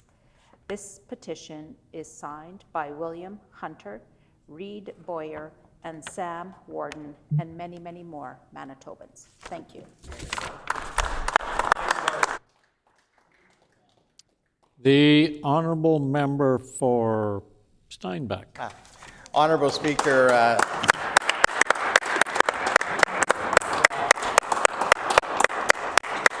thank you very much. I wish to present the following petition to the Legislative Assembly of Manitoba, and these are the reasons for the petition. 1, thanks to the investment made under the previous PC provincial government as part of the Clinical and Preventative Services Plan, construction for the new Portage Regional Health Facility is well underway. The facility and the surrounding community would greatly benefit from added diagnostic machinery and equipment, but specifically the addition of an MRI machine. 2, an MRI machine is a non-invasive medical imaging technique that uses a magnetic field and computer-generated radio waves to create detailed images of organs and tissues in the human body. It is used for disease detection, diagnosis, and treatment monitoring. 3, Portage-la-Prairie is centrally located in Manitoba and is on the #1 highway in Southern Health Santé Sud Health Authority. Currently, there is only one MRI machine in the RHA. 4, an MRI machine located in the Portage Regional Health Facility will reduce transportation costs for patients, as well as reduce the burden on stretcher service and ambulance use. It will bring care closer to home and reduce wait times for MRI scans across the province. 5, Located around Portage la Prairie are the Dakota Teepee, the Dakota Plains, Sandy Bay, and Long Plains First Nations reserves. Indigenous people in Canada disproportionately face barriers in access to services and medical care. An MRI machine located in the Portage Regional Health Facility will bring care closer to their home communities and provide greater access in diagnostic testing. 6, located in close proximity to the new Portage Regional Health Facility is the Southport Airport. This aerodrome has a runway length that is more than adequate to support medical air ambulance services. This would provide the opportunity to transport patients by air from more remote communities to access MRI imaging services. 7, the average wait times for Manitobans to receive an MRI scan is currently 6 to 8 months. Having an MRI machine in the Portage Regional Health Facility will help reduce these wait times for patients and provide better care sooner. We petition the Legislative Assembly of Manitoba as follows: to urge the provincial government to support the investment and placement of an MRI machine in the Portage Regional Health Facility in Portage la Prairie, Manitoba. And Honourable Speaker, this petition is signed by Angie Addison, Jolene Galagadu, and Marie Rosalie Ilamandu, and many other fine Manitobans.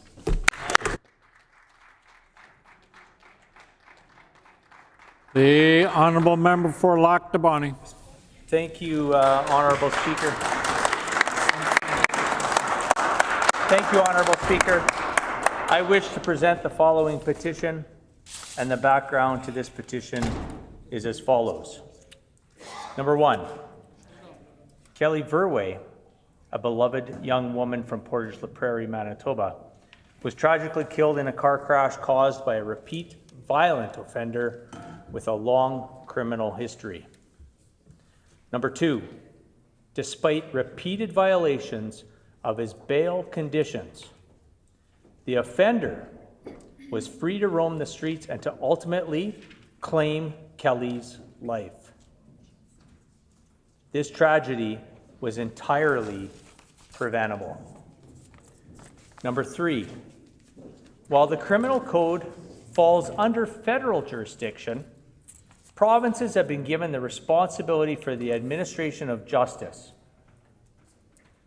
allowing for meaningful provincial action on bail reform to ensure public safety. Number 4,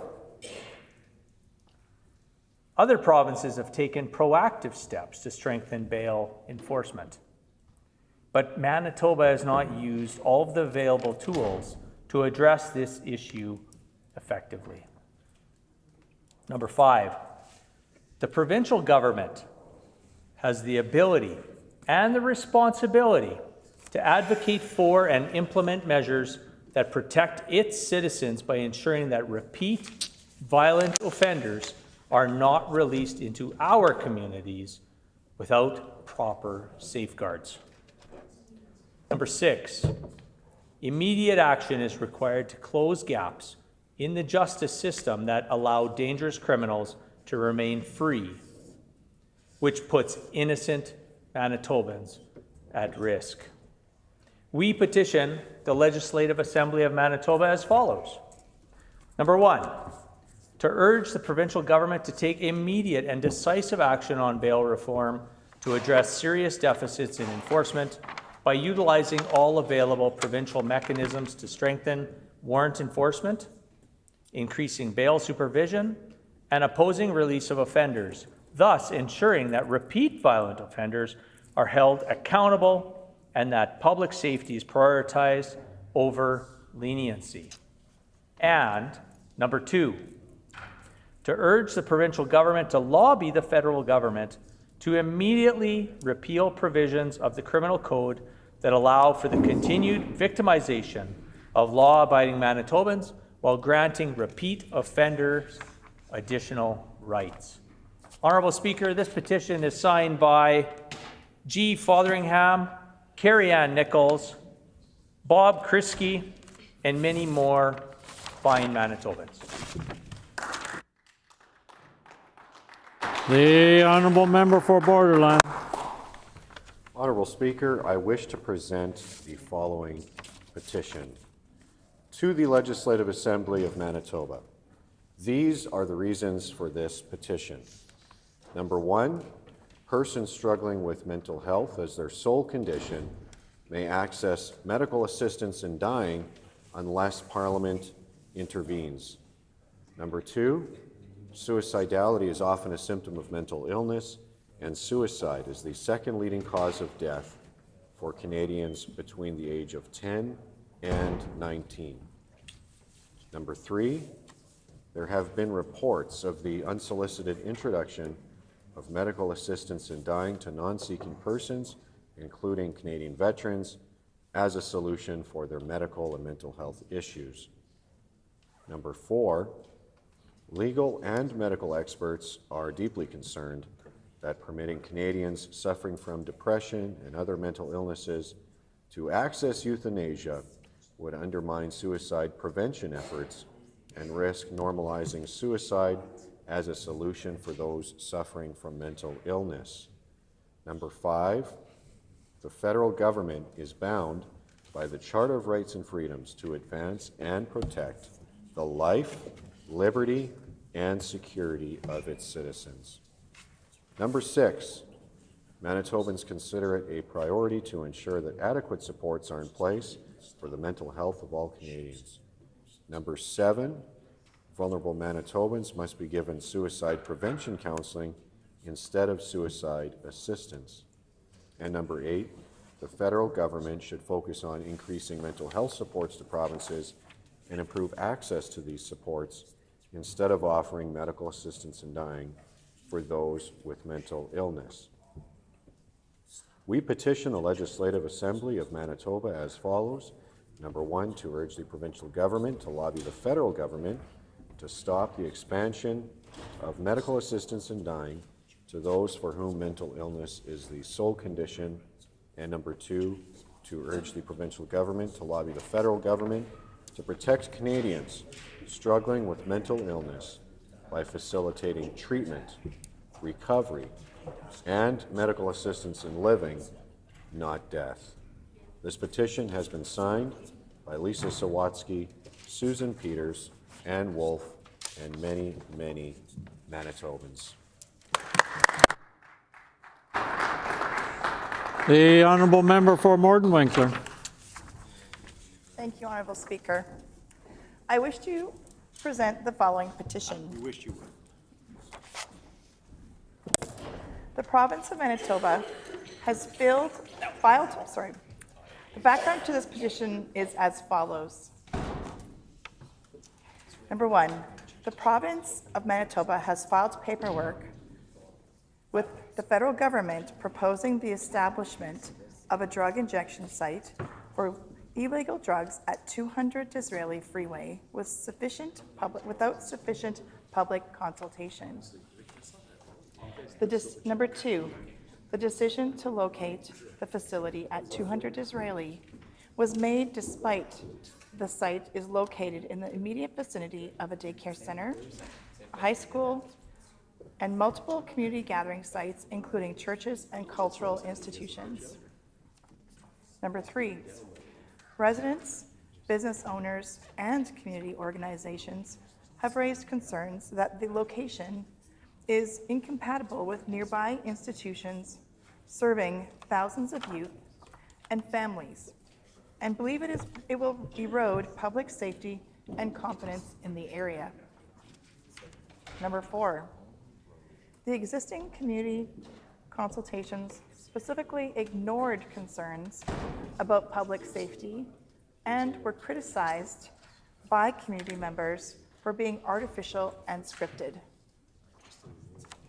Number 5, the provincial government has failed to introduce legislation and regulations to control where drug injection sites can be located.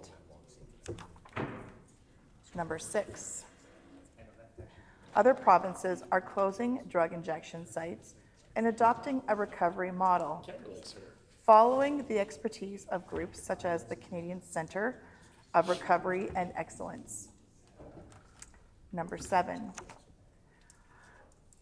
this decision is to ignore the experts will leave people suspended in addiction and will not give Manitobans their lives or their loved ones back. Number 8, the provincial government has failed to fund and operate any treatment or additional rapid access to addictions medicine clinics to break this cycle. We petition the Legislative Assembly of Manitoba as follows. Number 1, to urge the provincial government to cancel drug injection sites in the Point Douglas community, including the proposed location at 200 Disraeli Freeway. Number 2, to urge the provincial government to legislate that no further site will be proposed without community support. This petition was signed by Jalopo Salagio, Jose Reyes, and Sonia Gomez, and many other Manitobans. Thank you.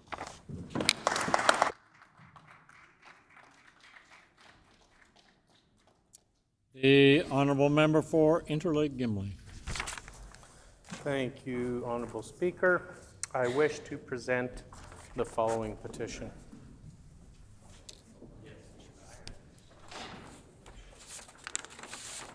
To the Legislative Assembly of Manitoba. The background to this petition is as follows. 1. Highway 8 traverses Hecla Island for approximately 30 kilometers from the south, where it crosses the causeway to the northern tip at Lindsay Tower. 2. Hecla Village Road should be a 10-kilometer lakeside journey that connects people to the history of the island, including its Icelandic heritage. 3. Drivers are instead faced with a patchwork of broken pavement, collapsing shoulders, dust clouds that impede motorcycle traffic, and gravel potholes that damage vehicles, all of which impacts the quality of life of residents, businesses, visitors, and tourists alike. 4. Highway 8 and Hecla Village Road are vital to the economic and social well-being of Hecla Island. With the 150th anniversary of New Iceland that occurred this year, the province should be showcasing its heritage and history, not its infrastructure failings. 5. Hecla Village Road is unique, thank you, in that its location makes its repair and maintenance the responsibility of the Minister of Environment and Climate Change, while Highway 8 is the responsibility of the Minister of Transportation and Infrastructure. 6. On May 18, 2023, the provincial government, Minister of Natural Resource and Resource Development, along with the then Minister of Transportation and Infrastructure, announced historic funding for infrastructure repairs and upgrades to provincial parks. 7. Provincial park infrastructure spending was significantly cut, with a reduction of 47% in the 2024-2025 budget and the 2025 2026 budget under the current provincial government also failed to return infrastructure to the previously announced 2023 spending levels. 8. Highway 8 and Hecla Village Road have become extremely dangerous, unsafe, and have deteriorated to a state that disrespects residents, businesses, visitors, and tourists, and truly embarrasses the province as a whole.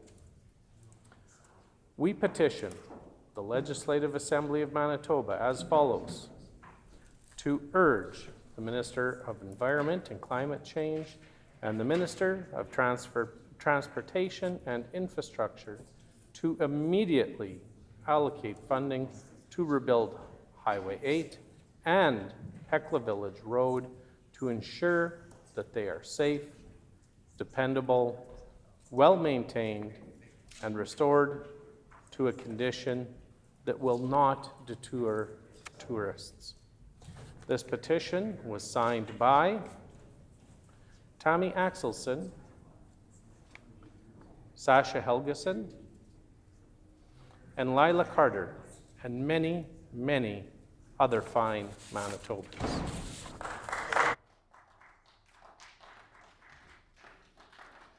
The Honourable Member for Lakeside.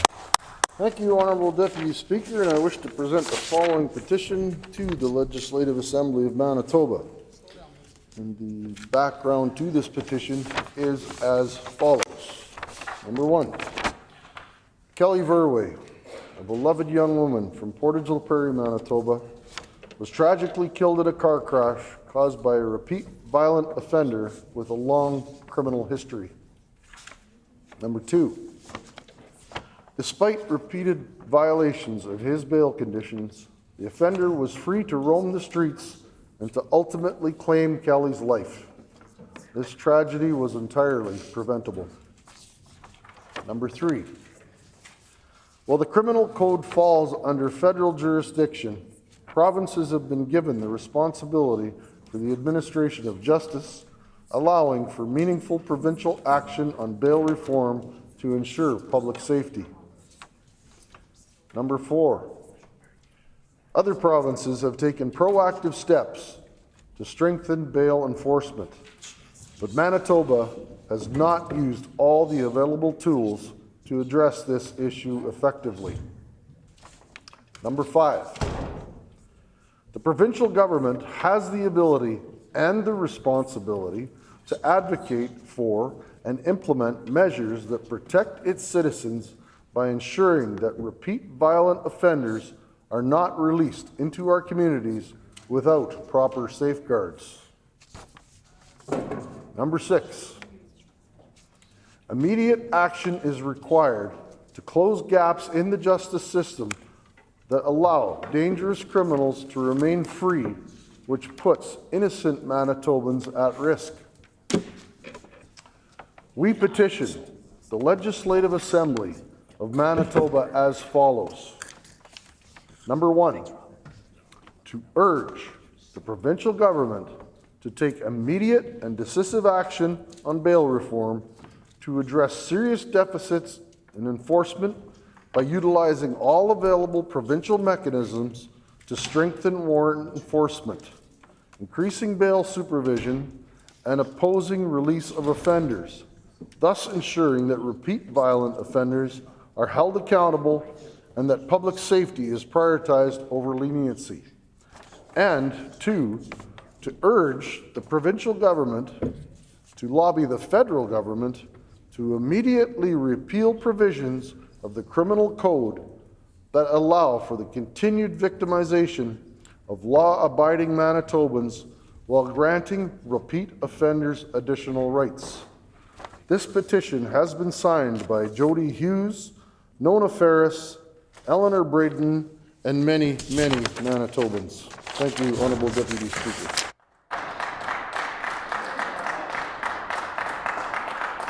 The Honourable Member for La Vérendrye. Thank you, Honourable Speaker. I wish to present the following petition. To To the Legislative Assembly of Manitoba. The background to this petition is as follows. 1. Provincial Road 210, PR 210, is 117.3 kilometer, 72.8 mile highway in the Eastman region of Manitoba that connects the towns and communities of Woodridge, Marchand, La Broquerie, St. Anne, Landmark, Linden, Ile-des-Chênes, and St. Adolphe. 2, a significant portion of PR 210 also runs through the constituency of La Vérendrye. 3, PR 210 is a significant commuting route for Eastman families and is also notably used by those in the agriculture, tourism, trade, and commerce industries. 4, the condition of PR 210 from Woodridge to Highway 12 is in an unacceptable state of disrepair. 5, the planned pavement upgrade was announced more than 20 years ago when it was constructed with a flat surface suitable for pavement, but has yet to be completed. 6, the condition of PR 210 from Woodridge to Highway 12 is in such bad shape that firefighters, police, and paramedic services are severely delayed when responding to emergencies. 7, the Minister of Transportation and Infrastructure, as well as the Premier, have a duty to respond to infrastructure needs identified by rural communities. We petition the Legislative Assembly of Manitoba as follows. 1, to urge the Minister of Transportation and Infrastructure to prioritize the reconstruction of Provincial Road 210. 2, to urge the provincial government to include the stretch of Provincial Road 210 from Woodridge to Highway 12 in its reconstruction plans. This petition has been signed by Janet Letkeman, Elizabeth Koldewski, Joyce Peters, and many other Manitobans.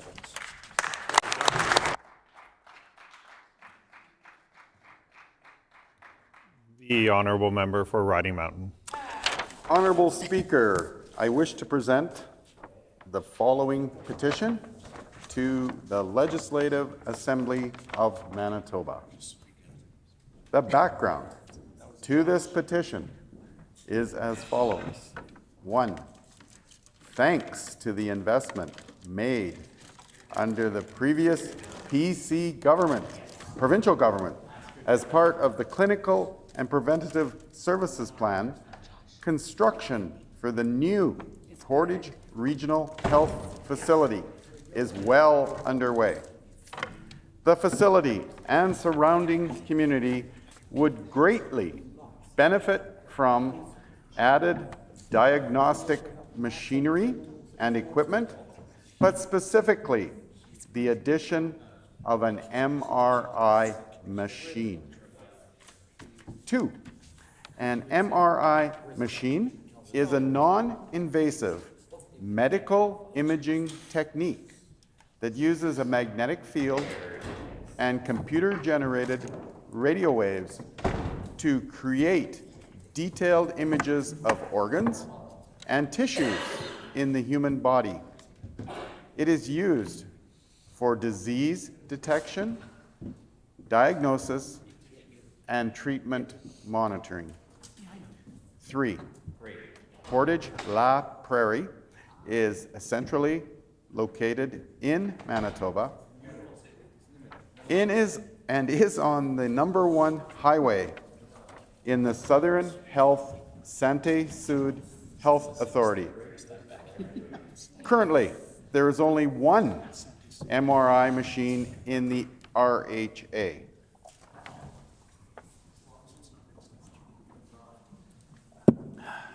4, an MRI machine located in the Portage Regional Health Facility will reduce transportation costs for patients, as well as reduce the burden on stretcher service and ambulance use.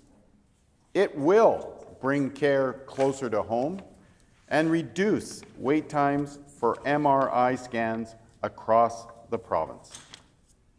5, located around Portage La Prairie are the Dakota Teepee, Dakota Plains, Sandy Bay, and Long Plains First Nations reserves.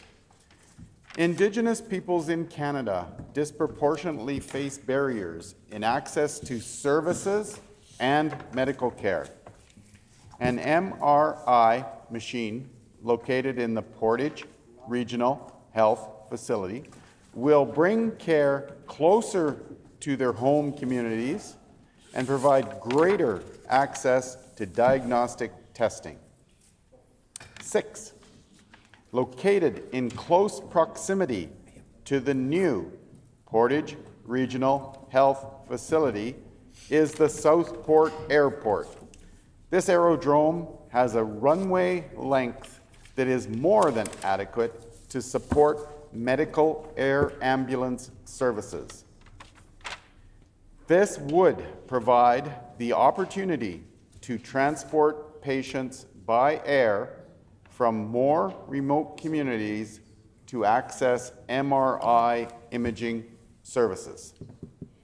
7, the average wait times for Manitobans to receive an MRI scan Can you spell that? is currently 6 to 8 months. Having an MRI machine in the Portage Regional Health Facility will help reduce these wait times for patients and provide better care sooner. We petition the Legislative Assembly of Manitoba as follows: to urge the provincial government to support the investment and placement of an MRI machine in the Portage Regional Health Facility in Portage La Prairie, Manitoba. Honourable Deputy Speaker, this petition has been signed by Jamie Bernard, Mary Braun, Raymond Braun, and many, many, many other fine Manitobans. Thank you, Honourable Deputy Speaker.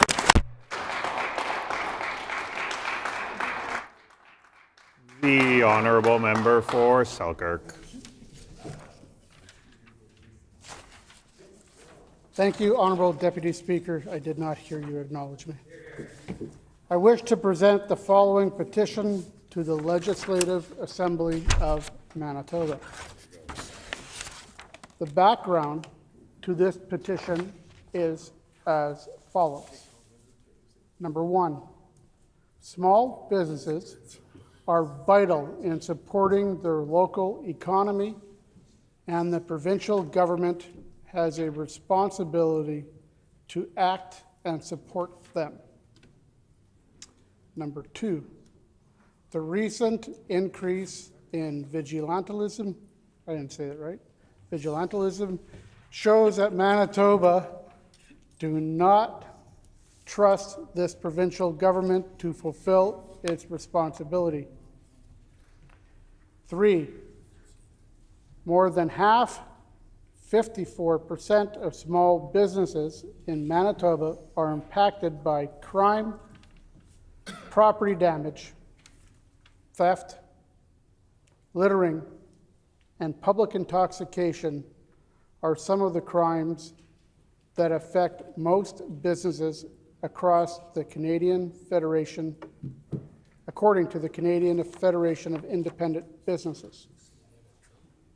There has been a 44% increase in shoplifting incidents over the last year. Number four, in order to combat this rise of crime, small businesses try, unaided, to implement various out-of-pocket security measures and safety training for their staff, and they face increasing costs when they incur property damage or theft. Number five, vandalism, break-ins, and other senseless acts cannot be accepted as a cost of doing business for businesses throughout Manitoba, and the provincial government must do more to ease the burdens small businesses are carrying with its catch and release justice system. Number six, failing to support small businesses is failing the Manitoba economy, failing Manitoba families, and failing Manitobans' dreams. Number seven, the security rebate program in place for homeowners and small businesses does not cover the real costs impacting businesses such as vandalism, property damage, and repairs. We urge the Legislative Assembly of Manitoba as follows: to urge the provincial government to support small businesses through specific funding to reimburse the expenses and insurance deductibles that they incur as a result of crime.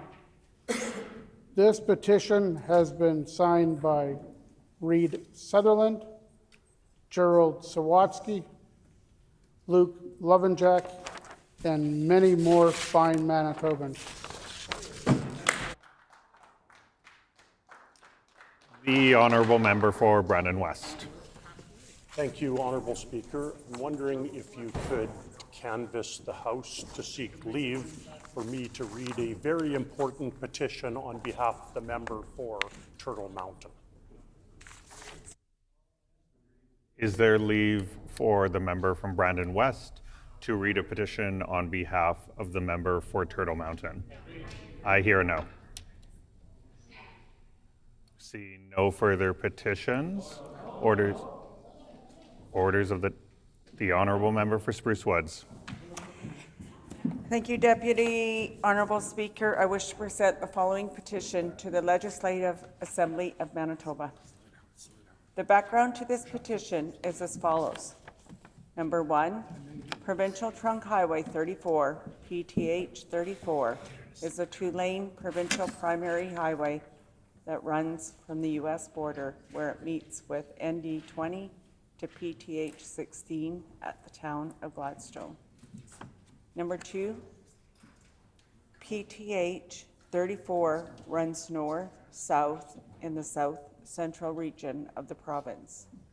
It is the main highway for the towns of Crystal City, Pilot Mount, and Holland. serving as a main corridor for semi-trailers, farm equipment, daily drivers, and local school bus routes. Number 3, a new bridge is currently being constructed over the Assiniboine River at PTH 34, north of Holland in the RM of Victoria. The bridge serves as an important north-south link over the Assiniboine River between the Trans-Canada Highway and PTH2. Number 4, the deterioration of PTH 34 has raised major concerns due to its narrow shoulders and numerous deep potholes that pose serious safety risks, considering farmers often need to use the highway to transport heavy equipment.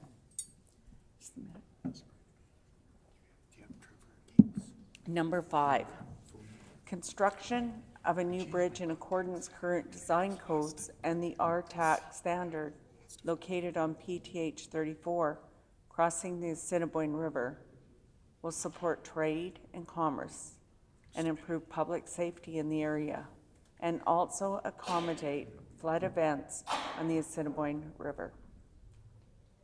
We petition the Legislative Assembly of Manitoba as follows: to urge the provincial government to address the conditions of Provincial Trunk Highway 34, making the necessary upgrades to our tax standard and to resurface the road once the new bridge has been completed.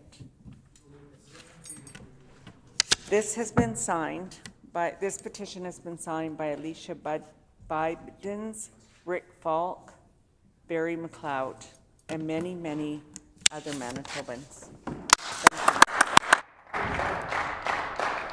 The honourable member for Springfield Rochelle. I wish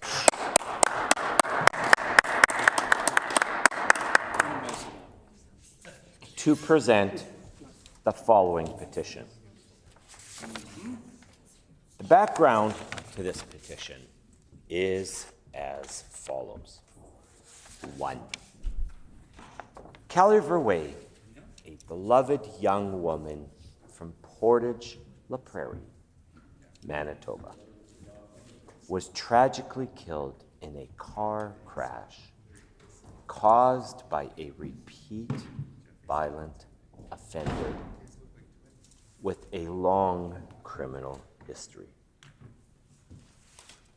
2. Despite repeated violations of his bail conditions, the offender was free to roam the streets and to ultimately claim Callie's life. This tragedy was entirely preventable. 3. While the criminal code falls under federal jurisdiction, provinces have been given the responsibility for the administration of justice, allowing for meaningful provincial action on bail reform to ensure public safety. 4. Other provinces have taken proactive steps to strengthen bail enforcement, but Manitoba has not used all the available tools to address this issue effectively. 5. The provincial government has the ability and the responsibility to advocate for and implement measures that protect its citizens by ensuring that repeat violent offenders are not released into our communities without proper safeguards. 6. immediate action is required to close gaps in the justice system that allow dangerous criminals to remain free, which puts innocent Manitobans at risk. We petition the Legislative Assembly of Manitoba as follows: to urge the provincial government to take immediate and decisive action on bail reform, to address serious deficits in enforcement by utilizing all available provincial mechanisms, to strengthen warrant enforcement, increasing bail supervision, and opposing release of offenders, thus ensuring that repeat violent offenders are held accountable and that public safety is prioritized over leniency. And two, to urge the provincial government to lobby the federal government to immediately repeal provisions of the criminal code that allow for the continued victimization of law-abiding Manitobans while granting repeat offenders additional rights. This has been signed by Darcy McKean, Chad S. Hoyer, Wade Preston, and many, many other Manitobans. The Honourable Member for Midland. Honourable Speaker, I wish to present the following petition.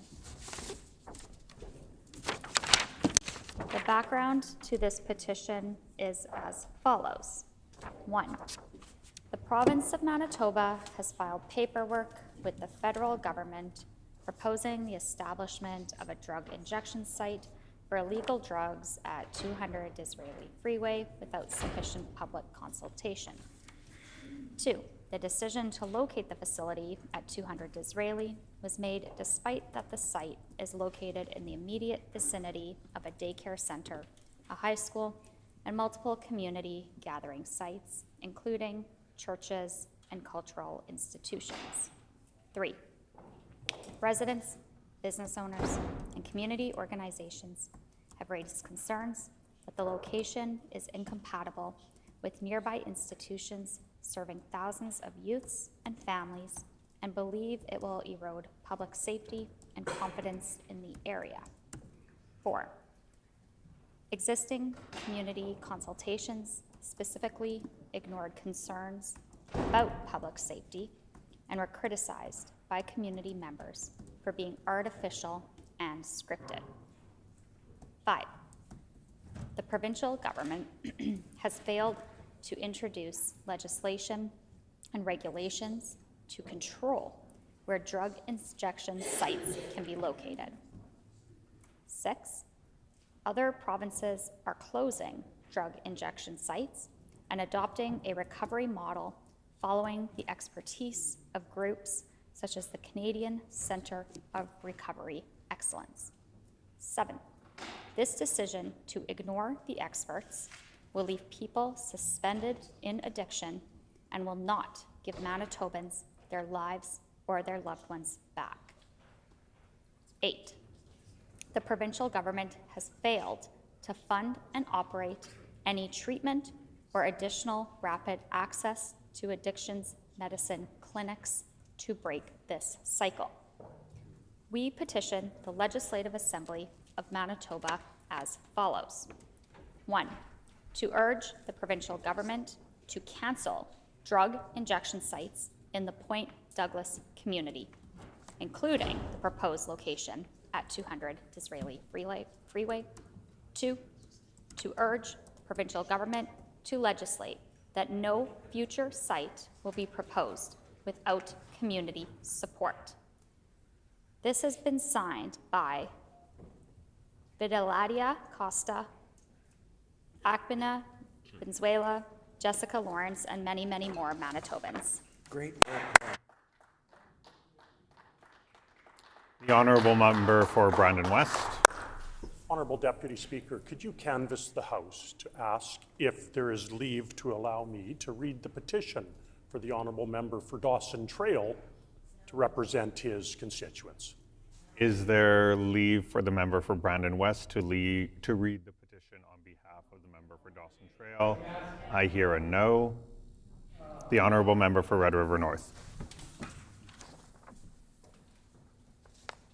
Thank you, Honourable Speaker. I wish to present the following petition to the Legislative Assembly of Manitoba. The background of this petition is as follows.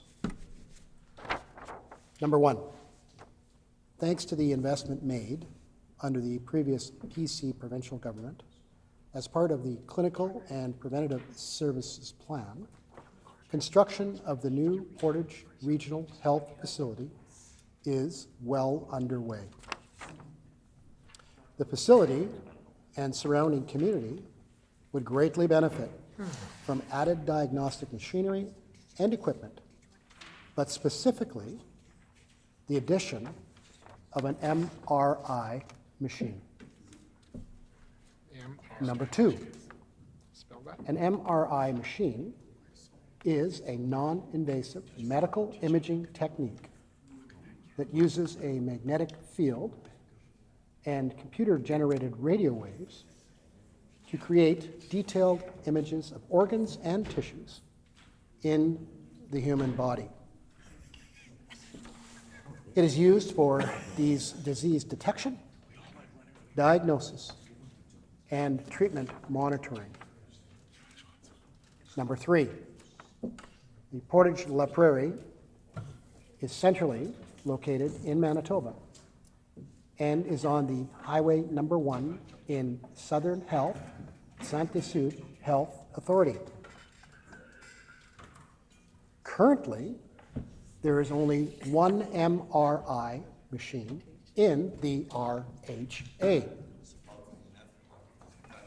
Number 4, an MRI machine located in the Portage Regional Health Facility will reduce transportation costs for patients, as well as reduce the burden on stretcher services and ambulance use. It will bring care closer to home and reduce wait times for MRI scans across the province. Number 5, located around the Portage La Prairie are the Dakota Teepee, Dakota Plains, Sandy Bay, and Long Plains First Nations reserves. Indigenous peoples in Canada disproportionately face barriers in access to services and medical care. An MRI machine located in the Portage Regional Health Facility will bring care closer to their home communities and provide greater access to diagnostics and testing. Number 6, located in close proximity to the new Portage Regional Health Facility is the Southport Airport. This aerodrome has a runway length that is more than adequate to support medical air ambulance services, period. This would provide the opportunity to transport patients by air from more remote communities to access MRI imaging services. Numero set, number 7. The average wait times for Manitobans to receive an MRI scan is currently 6 to 8 months. Having an MRI machine in the Portage Regional Health Facility will help reduce these wait times for patients and provide better care sooner. Honorable Deputy Speaker, we petition the Legislative Assembly of Manitoba as follows: to urge the provincial government to support the investment and placement of an MRI machine in the Portage Regional Health Facility in Portage La Prairie, Manitoba. This petition is signed by Marianne Switzer, Lynn Switzer, Linda Wood, and many, many, many more Manitobans. Thank you. The Honourable Member for Swan River. Thank you, Honourable Deputy Speaker. I wish to present the following petition to the Legislative Assembly of Manitoba. These are the reasons for this petition.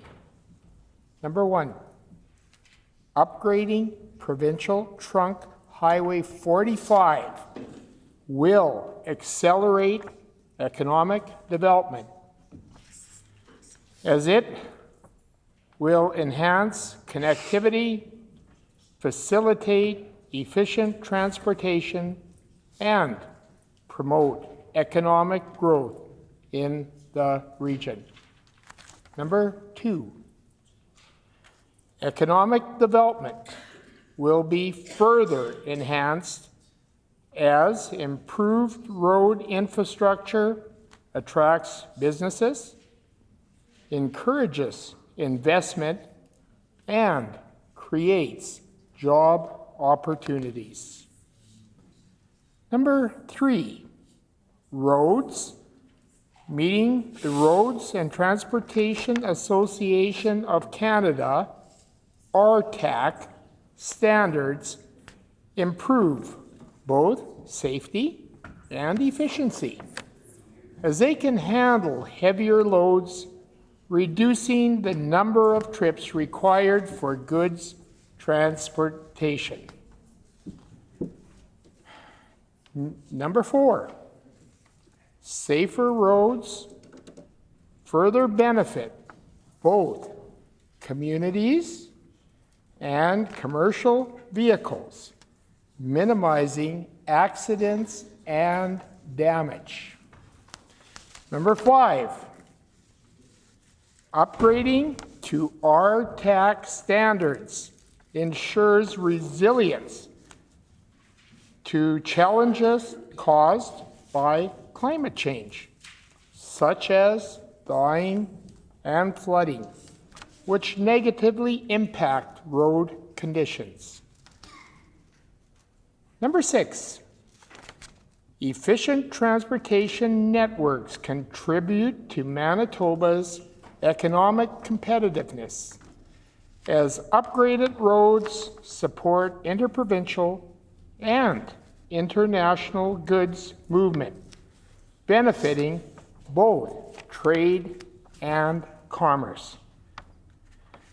We petition the Legislative Assembly of Manitoba as follows: to urge the Minister of Transportation and Infrastructure to take the necessary steps to upgrade Provincial Trunk Highway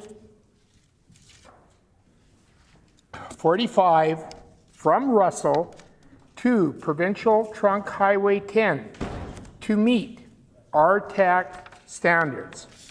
This petition is signed by Cam McDonald, Will Beaudry, Renata Stewart, and many, many, many, many, many other Manitobans. A lot of minis.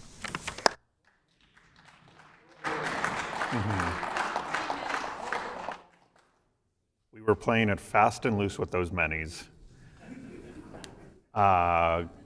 Orders of the day, government business. The Honourable Government House Leader. Which Assistant Deputy Speaker. I'm interrupting debate on the address in reply to the throne speech today, so the House may consider the government motion on a sessional order, followed by second reading of Bill 2, the non-consensual Distribution of Intimate Images Amendment Act, and followed by Bill 3, the Manitoba Public Insurance Corporation Amendment Act. It has been announced that the debate on the address in reply to the throne speech will be interrupted so that the House may consider the government motion on a sessional order, followed by second reading of Bill 2 and Bill 3. The Honourable Government House Leader. Which I move, seconded by the Minister for Justice, that the following sessional order applies for the duration of the 43rd Legislature, despite any other rule or practice of this House. Ethics report motions. 1. Ethics Commissioner reports dealing with a request for an opinion from the Ethics Commissioner, hereafter referred to as a request, regarding another member or former member under Section 44, Bracket 1 of the Conflict of Interest Members and Ministers Act, shall be considered by the Assembly through debate on an ethics report motion. 2. In accordance with Section 51, Bracket 1 of the Conflict of Interest Members and Ministers Act, ethics report motions must be considered by the Assembly within 10 sitting days after the report is tabled. 3. The tabling of a report from the Ethics Commissioner by the Speaker shall serve as notice of the ethics report motion, which shall then appear on the order paper the next sitting day under the heading Ethics Report Motions, and shall be listed without referencing a sponsoring member. 4.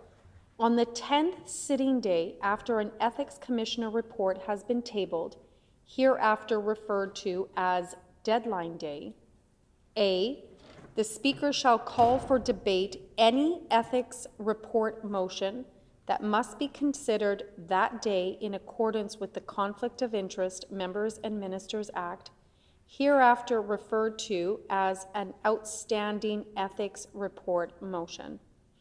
With multiple outstanding ethics reports motions called in the order those motions are listed on the order paper, and B, if routine proceedings has not concluded 60 minutes prior to the usual adjournment hour, the Speaker must terminate routine proceedings and proceed to orders of the day, and C, the House shall not adjourn until the questions have been put on all outstanding ethics report motions. 5. If an Ethics Commissioner report contains recommendations regarding 2 or more members or former members, A, a separate ethics report motion will be required to consider the recommendation for each member or former member, and all motions must be considered by the deadline day.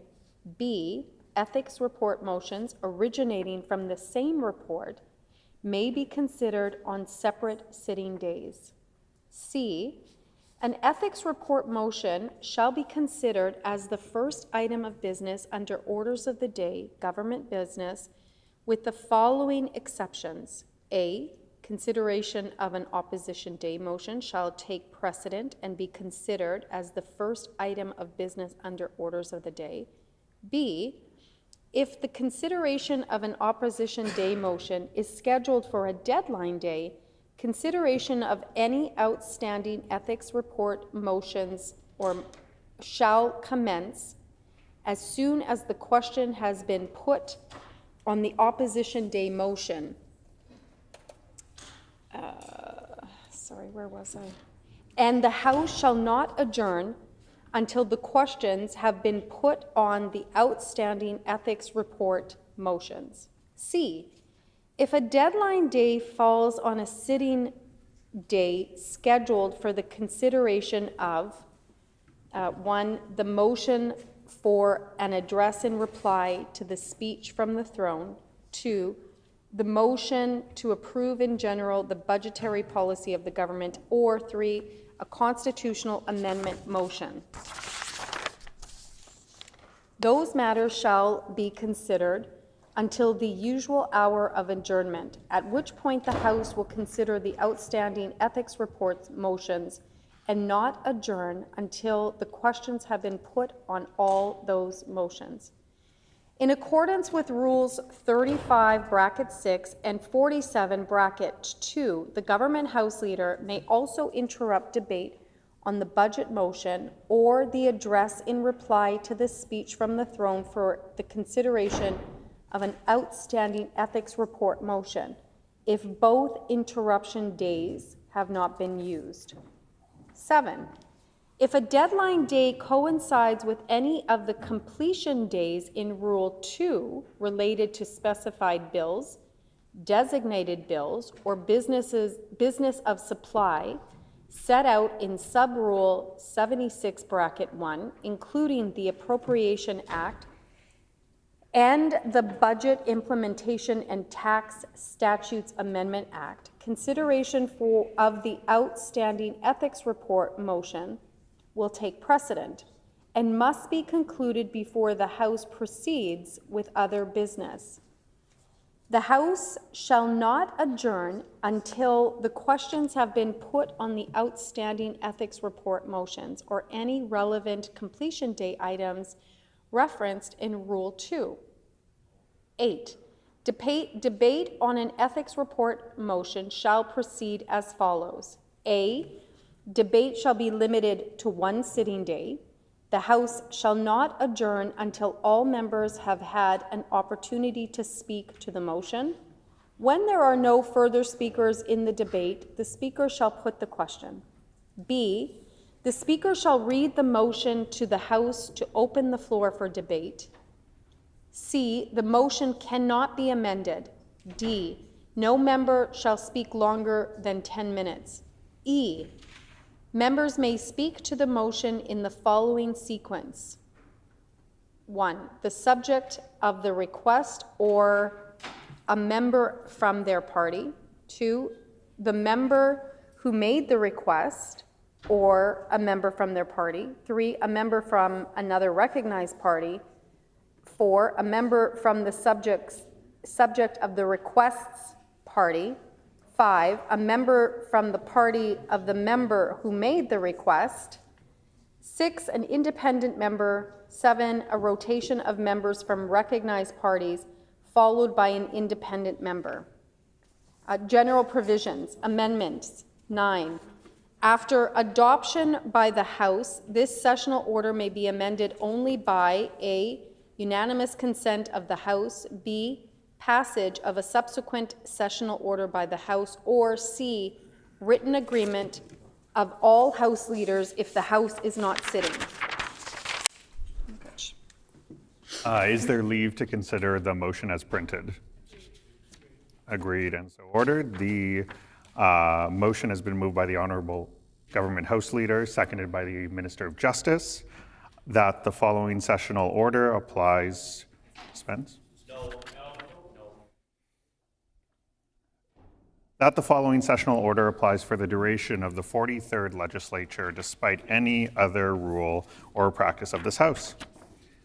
Ethics report motions. 1. Ethics Commissioner reports dealing with a request for an opinion from the Ethics Commissioner, hereafter referred to as a request regarding another member or former member under Section 44, bracket 1 of the Conflict of Interest, bracket Members and Ministers Act, shall be considered by the Assembly through debate on an ethics report motion.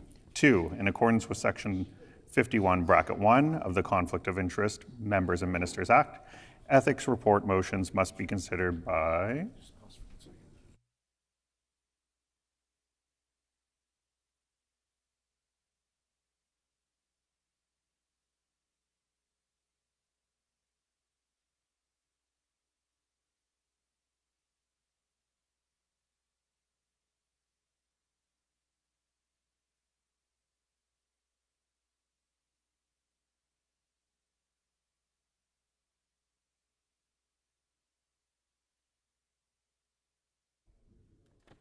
It has been moved by the Honourable Government House Leader, seconded by the Honourable Minister of Justice, that the following sessional order applies for the duration of the 43rd Legislature, despite any other rule or practice of this House.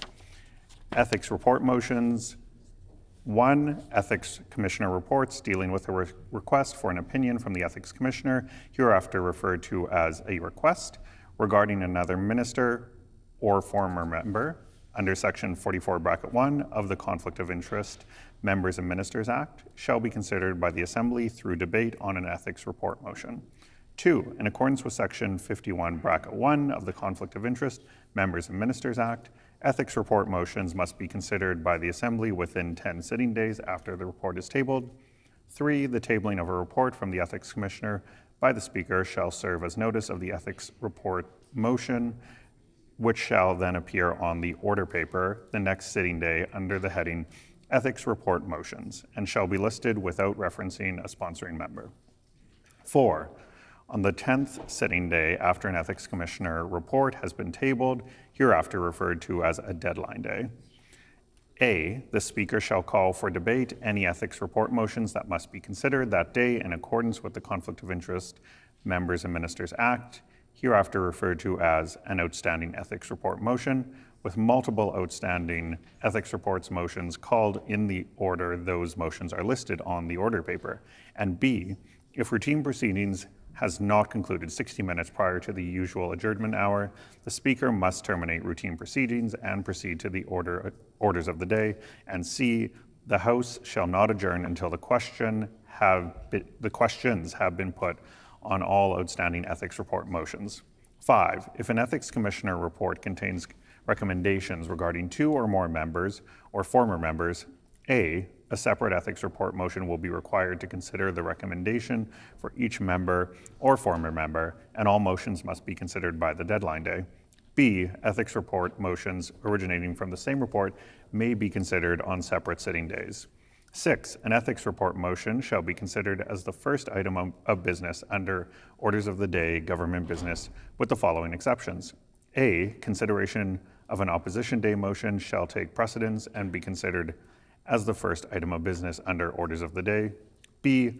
If the consideration of an opposition day motion is scheduled for a deadline day, consideration of an outstanding ethics report motions shall commence as soon as the question has been put on the opposition day motion, and the House shall not adjourn until the questions have been put on the outstanding ethics report motions.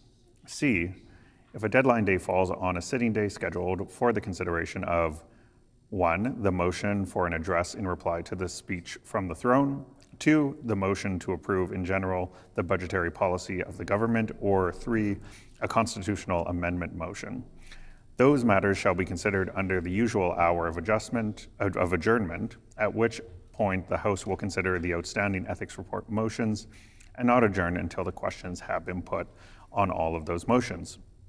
In accordance with Rules 35(6) and 47(2), the Government House Leader may also interrupt debate on the budget motion or the address in reply to the speech from the throne for the consideration of an outstanding ethics report motion if both interruption days have not been used.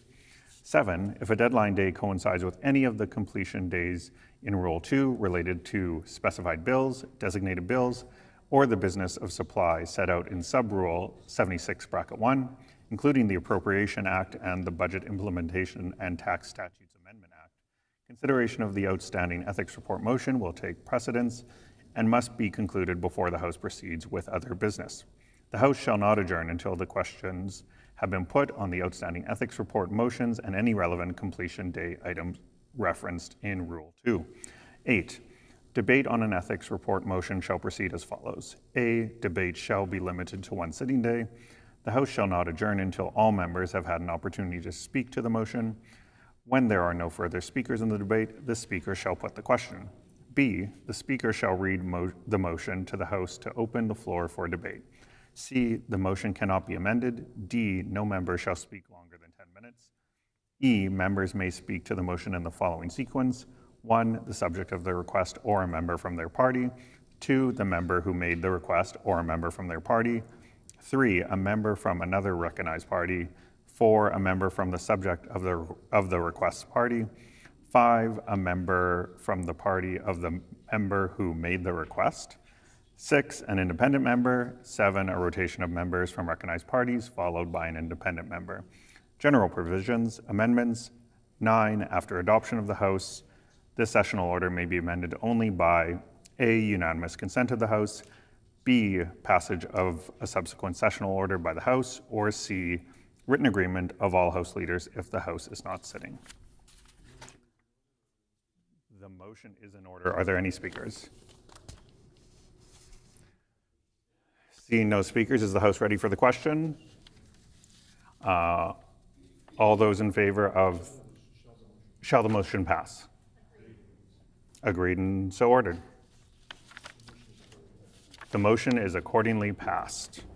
We will now move on to second reading of Bill number 2, the Non-Consensual Distribution of Intimate Images Amendment Act. The Honourable Minister of Justice. Thank you, Honourable Speaker.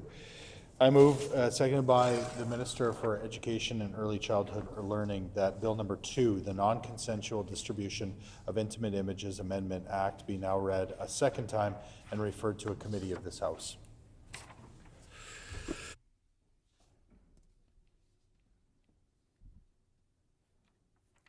It has been moved by the Honourable Minister of Justice and seconded by the Honourable Minister of Education and Early Childhood Learning that Bill number 2, the Non-Consensual Distribution of Intimate Images Amendment Act, loi modifiant la loi sur la distribution non consensuelle des images intimes, be now read a second time and be referred to a committee of this House. The Honourable Minister of Justice. Thank you, Honourable Speaker. I'm pleased to rise in the House today to introduce for second reading Bill 2, the Non-Consensual Distribution of Intimate Images Amendment Act. The bill will address the legislative changes recommended in the report following the comprehensive 5-year review of the Act, which was formerly known as the Intimate Images Protection Act. The amendments will expand and clarify the rights of persons who have had their intimate images distributed without their consent or who fear that their intimate images are about to be distributed. To better protect Manitobans, several amendments in the Act are required, which include the definition of intimate image is now expanded to include images in which a person is nearly nude or images in which a person is not identifiable. New definitions are also included for visual recording and of internet intermediary, broadening the provision to allow an authorized agency to refuse to act when a person has provided false information. We are introducing a new tort for threatening to distribute an intimate image, including new provisions for the expectation of privacy where a person is not identifiable and to ensure that a person is entitled to a reasonable expectation of privacy after their death. Clarifying the meaning of public interest by providing examples when the image is distributed in good faith, for instance, amongst law enforcement or within court proceedings.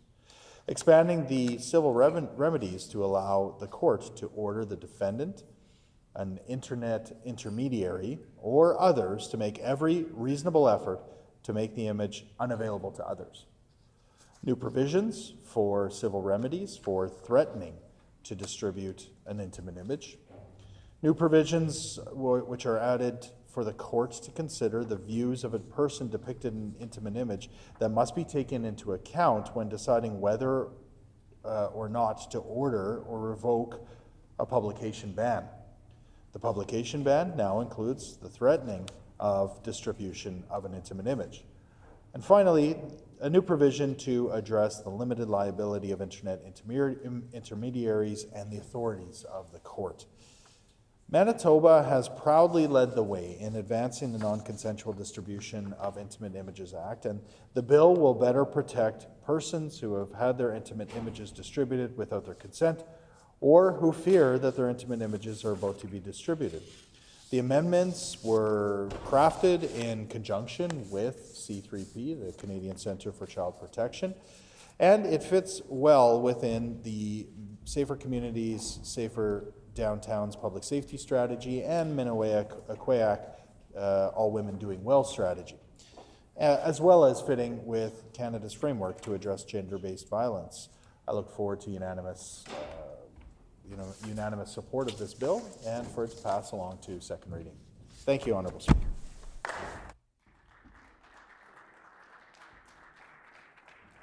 A question period of up to 15 minutes will be held. Questions may be addressed to the Minister by any opposition or independent member in the following sequence. First question by the official opposition critic or designate, subsequent questions asked by critics or designates from other recognized opposition parties, subsequent questions asked by each independent member, remaining questions asked by any opposition members, and no question or answer shall exceed 45 seconds. The Honourable Member for Agassiz. Thank you, Honourable Deputy Speaker. We all know here in our world it's ever-changing with the technology and the advancement that goes along with that. It also gives us more challenges that we need to deal with here. And in doing so, can the Minister explain for the public how the new tort is being established in this bill and how it helps to protect potential victims and those that have been victimized? The Honourable Minister of Justice. Very good question. I appreciate the work that the member opposite, the member for Agassiz, has been doing in this space as well. I know that she's working hard to protect children in this province as well, and I look forward to having her support as well as others to move this bill forward as quickly as possible. As the member opposite mentioned, the mere threat of distributing an intimate image can create a serious detriment to the victim. We want to stop images from even getting out into the public, and the new tort will allow us to do that. The Honourable Member for Morton Winkler. Thank you, Honourable Deputy Speaker.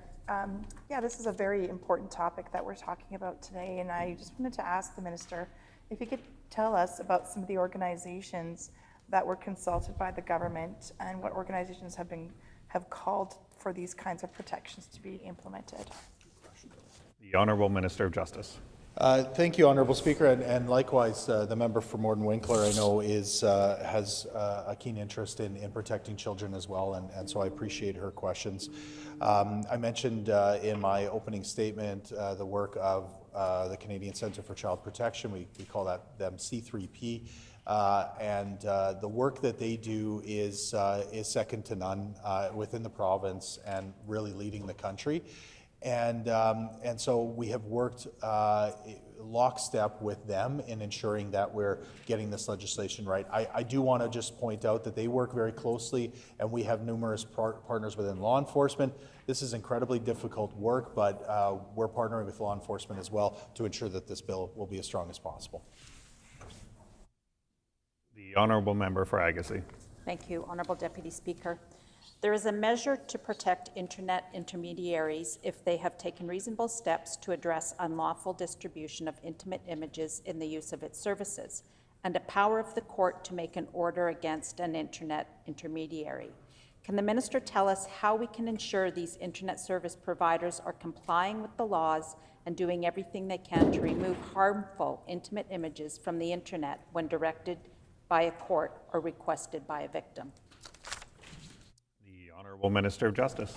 This is a great question, and the member opposite certainly identifies a challenge that we're having, I think, across government when it comes to steps that we're taking within our jurisdiction, within the Canadian jurisdiction, but ultimately dealing with what are essentially international companies, often service providers who do not exist within this country or have their services housed in other places.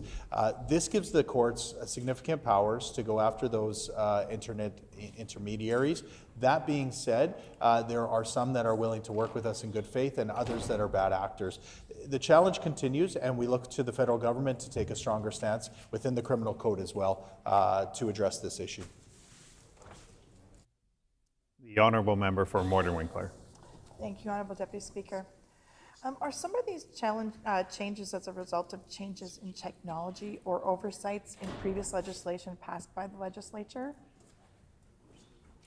The Honourable Minister of Justice. Yeah, I wouldn't characterize it as oversights by members here in the chamber. All members stood and supported the work that we did around deepfakes. But you know, the reality is, and you know, this is what the Canadian Centre for Child Protection is stressing is that the technology is moving quickly, and so we as legislators need to move quickly. Again, that bill was brought last session. Here we are this session, and already bringing forward new legislation. This addresses some of the longer term recommendations, but it does take additional steps around internet and intermediaries, and it also takes additional steps about the kinds of technology, how it's being shared or how the data is being shared. So we're trying to keep up, and we're doing everything that we can. This bill will bring us to the forefront in Canada. The honourable member for Agassiz. Thank you, Honourable Deputy Speaker. Can the minister tell us, what if the victim is not fully identified in the image? Do they still have protection with these changes? The Honourable Minister of Justice. Again, very important point. I appreciate the member for raising this because this is one of the challenges that we know under the current legislation.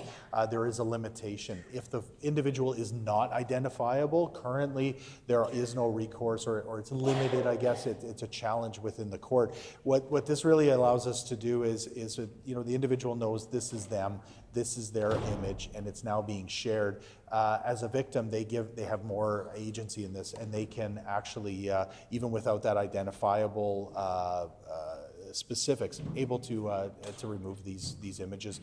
It's a great point, and it's something that I think will give, again, victims more control over these images. The Honourable Member for Morton Winkler. Thank you, Honourable Deputy Speaker. With things changing so quickly and technology just, you know, with AI and things keep going so quickly, we are seeing the world change quickly, very quickly around us with the onslaught of artificial intelligence and other technologies that have become very commonplace and accessible to the public. Can the minister tell us about what the department has learned about this and what is going on with the technology and the harms that have resulted from bad actors using technology in harmful ways, and how else we can protect people from these harms? The Honourable Minister of Justice.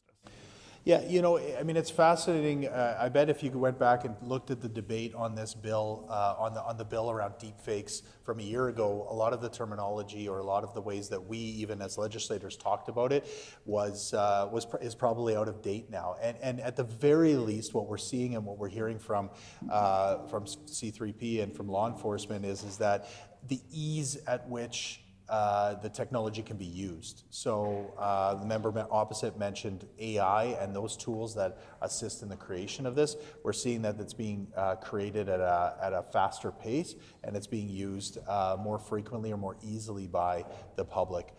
Again, we're keeping up with technology, but we're going to continue to make changes that protect children, protect vulnerable people. The Honourable Member for Agassiz. Thank you, Honourable Deputy Speaker. Can the minister describe some of the specific examples of when the distribution of an intimate image is considered to be in the public interest and how they are set out in this bill? The Honourable Minister of Justice. Again, a great question, and the member opposite will remember in the bill briefing that we had, I identified this was one of the instances where I was very concerned. You know, in what cases could we see that it makes sense to distribute or to share an intimate image? What this is really specifically targeted towards is those good faith actors who are trying to assist a victim, trying to help.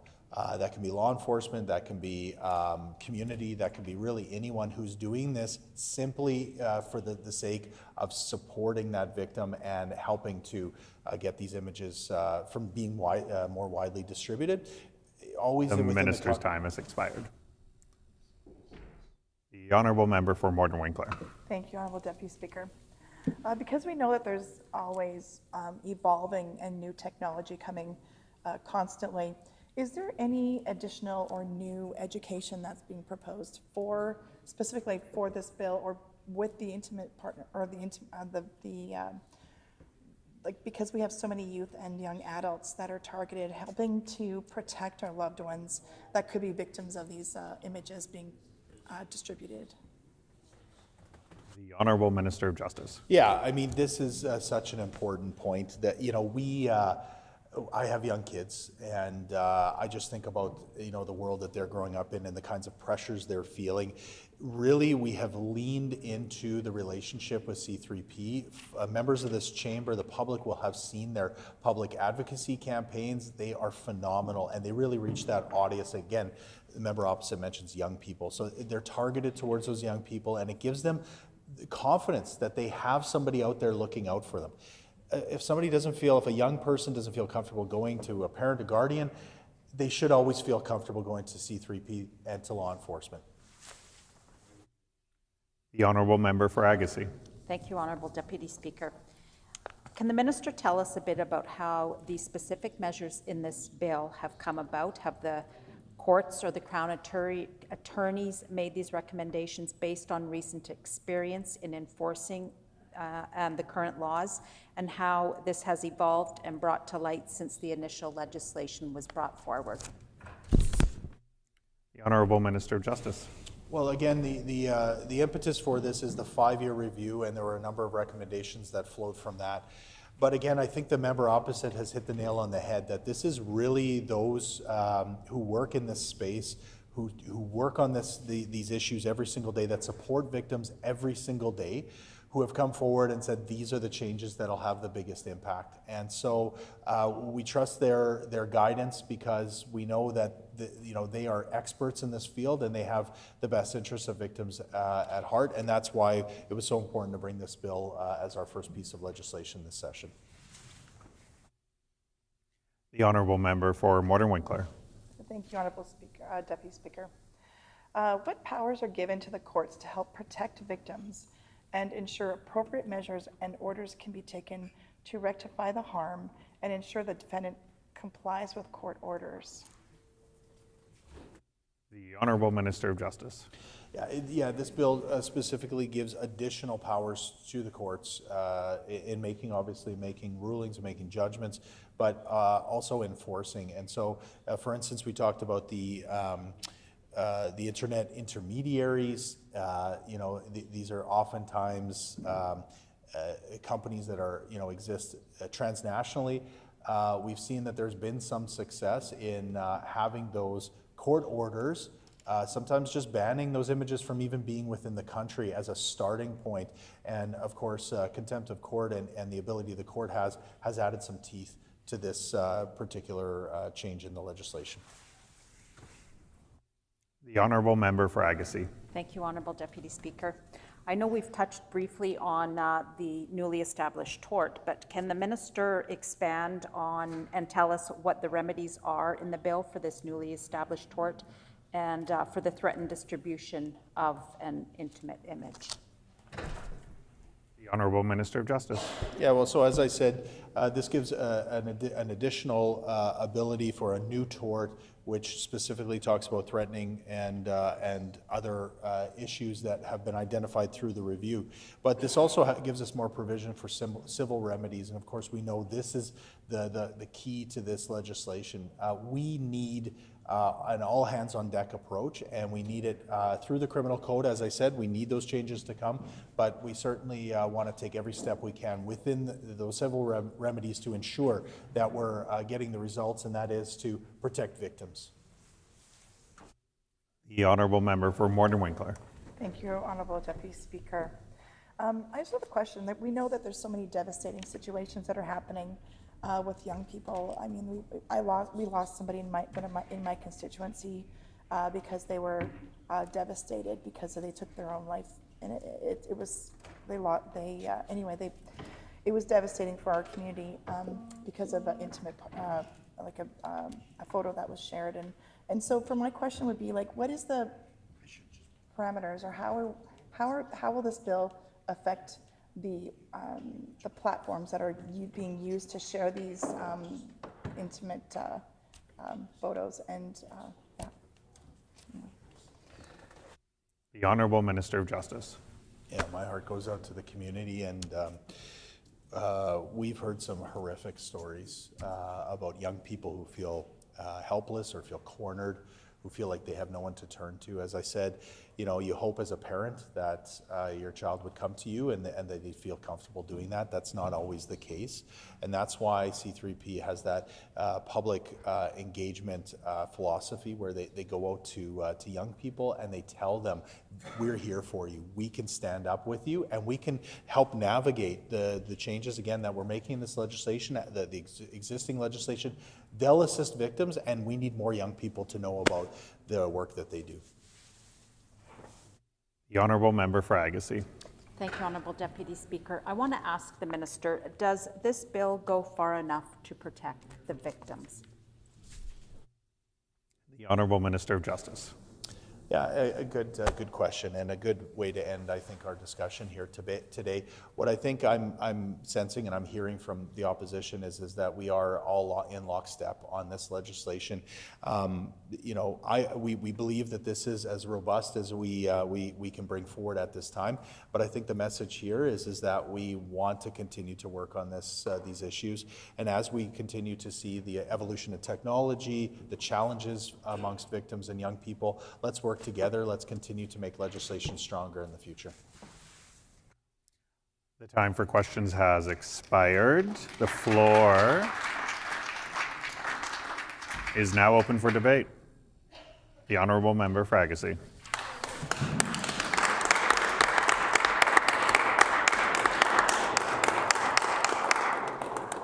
Thank you, Honourable Deputy Speaker. I am honoured to stand here in this chamber today. It gives me the opportunity to put words on the record regarding Bill 2, the Non-Consensual Distribution of Intimate Images Amendment Act. It also gives me a chance to acknowledge the efforts of the previous PC government that brought forward Bill 27 in 2022, which then received royal assent in May of 2023. That bill also made some improvements to ensure the protection of those whose intimate images has been distributed without consent. I also want to highlight the work of my colleague from Midland. I know she had been working on amendments to the Act and had a bill listed on the order paper in early 2024. But the government, of course, brought forward their own version with Bill 24 just last year. I did have the opportunity to meet with the Minister of Justice for a bill briefing, and I would like to thank the Minister for that opportunity. It was gave me time to gain further insight to the legislation, and I really respected the dialogue that we had. I also want to extend my thanks to those who work tirelessly behind the scenes to support some of our most vulnerable populations, particularly young children and youth. These professionals, whether law enforcement or counselors, have heard heart-wrenching stories. They have had to view incredible, unbelievable images that can be hard to erase from one's mind, all of which is related to the wrongful distribution and theft of intimate images. That type of work must weigh heavy on one's heart and one's mind.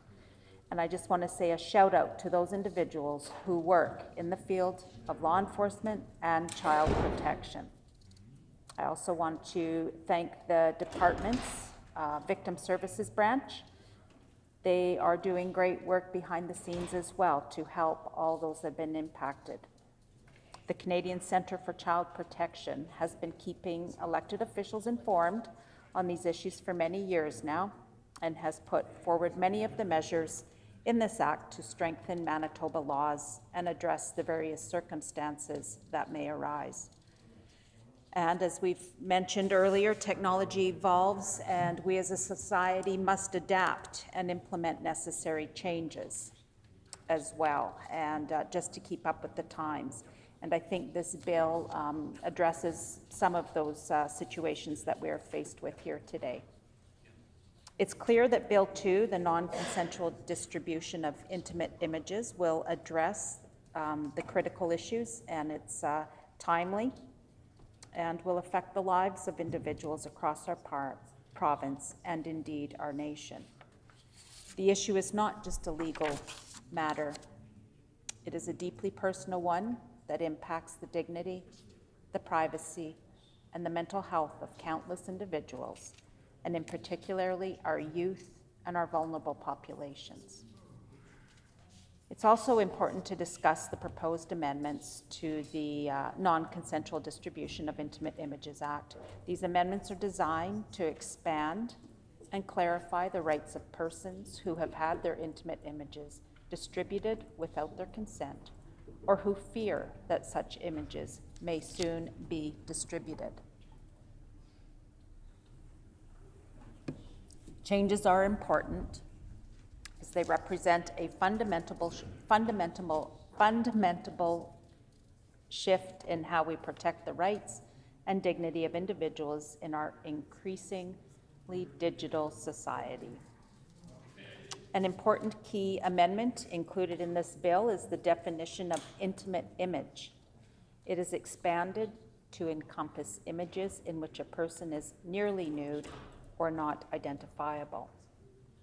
This is a crucial and critical change that acknowledges that even images that may not seem overtly sexual, they can have significant emotional and psychological impacts on many individuals. I want to also mention that the term in its true definition may not reflect that of in some cultures, so there may be some sensitivity around the term of what some cultures may consider to be nearly nude. Another important element to the bill is a new tort of threatening to distribute an intimate image. This is a vital step forward, providing a legal avenue for victims to seek justice and recourse against those who would use threats of distribution as a means of manipulation or coercion. Furthermore, there's specified examples of when the distribution of an intimate image may be considered to be the public interest. This clarity is essential as it helps describe the boundaries of acceptable conduct and ensures that individuals are not unjustly victimized under the guise of public interest. Another consideration in the bill is the views of a person depicted in an intimate image must be taken into account regarding publication bans in court cases. This provision is important and is designed to protect victims of being re-victimized by further publication of their images and to provide courts with the guidance they need to use publication bans that consider the unique circumstances of each case. This is important for the victims, in this case, to have a voice and to take control of their situation and an opportunity to speak. The powers of the court are expanded to include the ability to require internet service providers, or ISP, and intermediaries to remove intimate images from their platforms. This also is a crucial step to ensure that once an image is deemed harmful or non-consensual, it can be swiftly removed, thereby minimizing the emotional and psychological harm inflicted on the victim. However, there still remains work to be done in how this bill will be seen internationally with companies and ensuring that they abide by provincial legislation here in Manitoba. I understand the amendments in this bill are designed to strengthen the current act and expand the protections available to individuals who have been victimized by the non-consensual distribution of one's intimate images. These are common sense protections that will help protect the lives and well-being of many Manitobans. Again, this legislation is closely related to the previous bills brought forward by the government, particularly Bill 24 in 2024, and builds upon the foundational work initiated by the previous PC government in 2022. It's essential that we recognize the continuity in our approach to this pressing issue as we seek to refine and enhance the legal framework that governs the distribution of intimate images. As we discuss the bill, it is important to reiterate the support for victims. We unequivocally support the victims who have had their intimate images or deep fakes distributed or placed on the internet. These individuals deserve our compassion, understanding, and commitment to justice. It takes courage for people of all ages to come forward and speak out, but especially the youth that are and have been affected by these issues. There must be strong penalty for the offenders, and imposing strong penalties and consequences for those who threaten publication, victimize others, or profit from the non-consensual publication and exploitation of intimate images. It is important to provide law enforcement and the courts the necessary tools to enforce publication bans and ensure that internet providers cooperate in removing harmful images, which can cause significant emotional distress and mental health crisis for victims and their families. Establishing a tort for threatening to distribute an image is a crucial step, and it serves as a deterrent against harmful actions and behaviors, also providing victims with additional legal tools. There is growing risks from the rise in artificial intelligence and deep fakes. It is imperative that there be new regulations and laws that protect our youth and vulnerable individuals from exploitation and harmful actions by malicious actors and child predators. We see this in our younger people, where AI-generated fakes are being created. It is increasingly horrific acts that come from this. We've seen it here in Winnipeg and in other schools where such fakes were posted online, and it impacts the lives of not just the children, but the families as a whole. In April 2023, a Quebec man was sentenced to more than 3 years in prison for using AI to produce child pornography. We hear of young people taking their own lives due to fake images being distributed or intimate images they have shared being used to threaten them. The stories are unimaginable, and there are many we don't hear or read about and are too scary to think about. How many people are scared and ashamed to come forward, and they are left living in silence and carrying that burden? It's important that we all learn the devastating harm caused by this non-consensual distribution. We must listen to and respect the views of victims. Their experience must inform our legislative efforts, and it is important to learn how this impacts young people and the consequences they cope with as they enter adulthood. Let's address and talk about the issue of exploitation, Honorable Deputy Speaker. Bill 2 addresses an issue that can affect many Manitobans, but has had a particular negative impact on our youth. And we heard just moments ago from a colleague and member here from Morden Winkler, who had somebody in her home community take their life due to the sharing and the exploitation of such an act. We know that there's many young people that have been subjected to coercion through threats and manipulative relationships.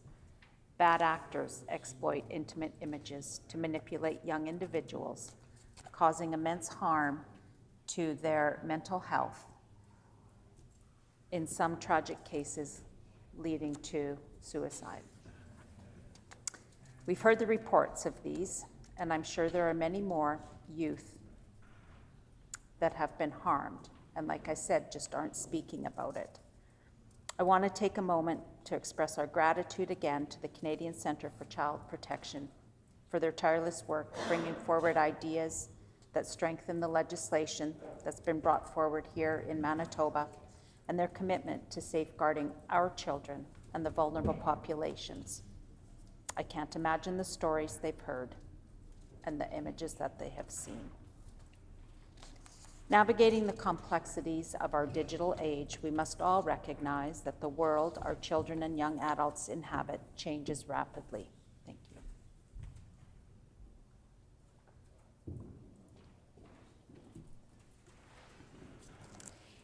It is our responsibility as legislators to provide the public, the courts, and our Crown attorneys with the tools necessary to combat these terrible actions against our citizens, particularly the young and the vulnerable.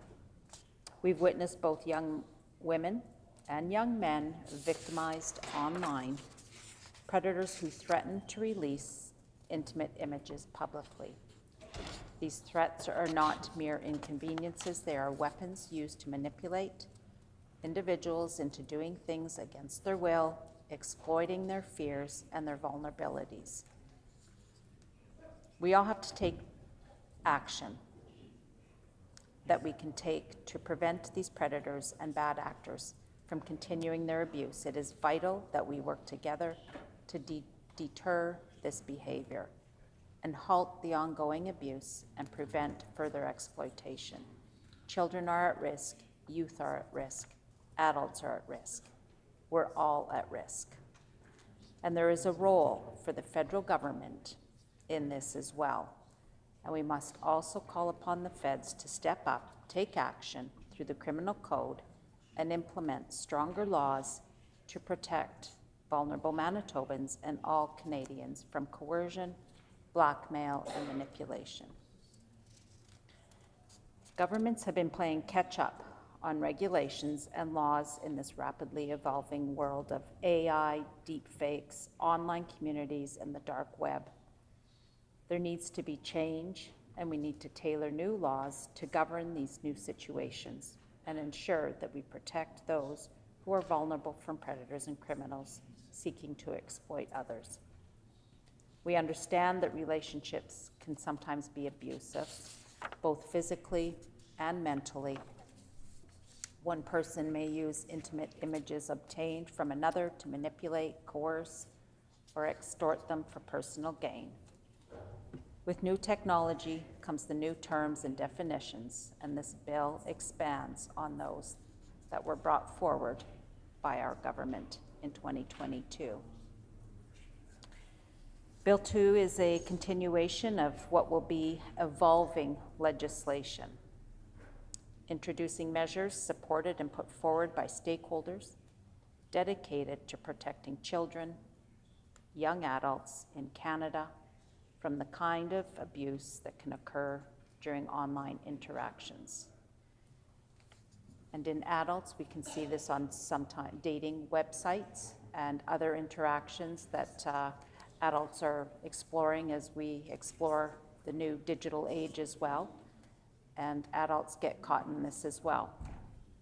The bill also acknowledges cultural differences, recognizing that an intimate image may not always be a full nude, but can still have profound cultural and psychological effects. It expands on the definition of the intimate image, which is important, and it takes these situations into account, ensuring that we are sensitive to the diverse backgrounds of individuals and our society. Most importantly, the bill seeks to empower the courts to hold internet service providers and intermediaries accountable for removing intimate images from their platforms. The courts will have the authority to issue orders to these entities, ensuring that harmful material is promptly taken down. The Act places an expectation that intermediaries and internet service providers will take all reasonable steps to remove these images from their website and indexes. Additionally, the bill establishes the new tort, and we've mentioned that a number of times, new tort of threatening to distribute an intimate image. It provides the legal pathway for victims to take further action against individuals who are threatening them, giving the courts or allowing the courts to award damages, including punitive damage to punish those who've wronged the victim. The bill also protects the rights of the victim by requiring the courts to consider the views of those who've been affected. This ensures that the plaintiff understands and consents to any further distribution of their image, as part of evidence in court proceedings for other legal situations. Honorable Speaker, the legislation brought, Honorable Deputy Speaker, the legislation brought forward by both our former PC government and the current legislature represents a significant step towards addressing the victimization of young people and vulnerable individuals. However, I must emphasize that more work remains to be done, both at the provincial and federal levels. As technology and culture continue to evolve at a rapid pace, we must remain vigilant to protect our children and young adults from predators, abusers, and online bullies. We're aware that sometimes the very individuals who are supposed to be friends, classmates, or romantic partners can turn into threats, leading to extortion, abuse, or blackmail. As legislators, we must continually seek ways to strengthen our laws to better protect Manitobans and ensure that we are doing everything possible to safeguard our children and young adults from such victimization. In conclusion, the Non-Consensual Distribution of Intimate Images Act is a critical piece of legislation that reflects our commitment to protecting the rights and dignity of individuals in our society. We must all work together and take the essential steps towards creating a safer environment for all Manitobans. As we move forward, I hope we can all listen to the voices and learn from those who have been affected by these issues. With our ever-changing world, we must all ensure that our laws evolve alongside technology, providing the protections that our citizens need and deserve. As legislators, we can make a difference in the lives of those who have been victimized and ensure that our province remains a safe and supportive place for all. This appears to be a logical step forward in strengthening protections for vulnerable Manitobans and youth. I know that as Manitobans, we can all work together for the same common goal to protect our youth. And I just want to put on the record to those families that have had to go through the loss of a loved one due to the sharing of an intimate image, and to those young people out there who are maybe going through something like this. Maybe they're not finding a safe place to share their story with somebody, or they're maybe scared. Reach out to someone. Reach out to a parent, a guardian, somebody that can protect you. Share your story. Don't be ashamed. There is help out there for you.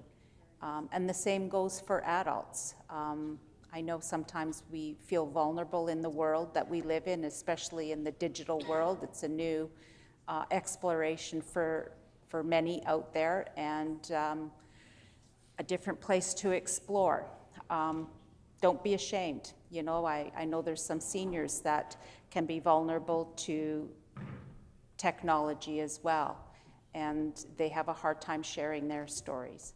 But to the loved ones who have gone through loss, I know we've got families like my colleague from Morden Winkler who expressed a loss in their community due to a situation like this.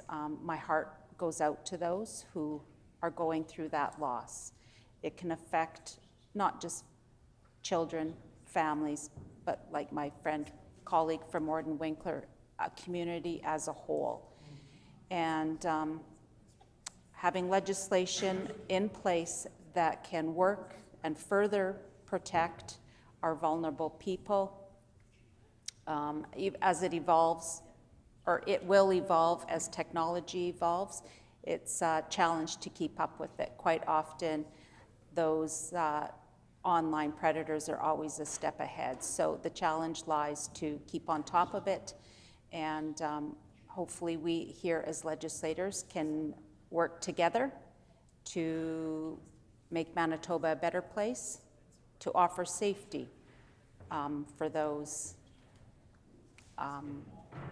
going through this challenge. Thank you, Honourable Deputy Speaker.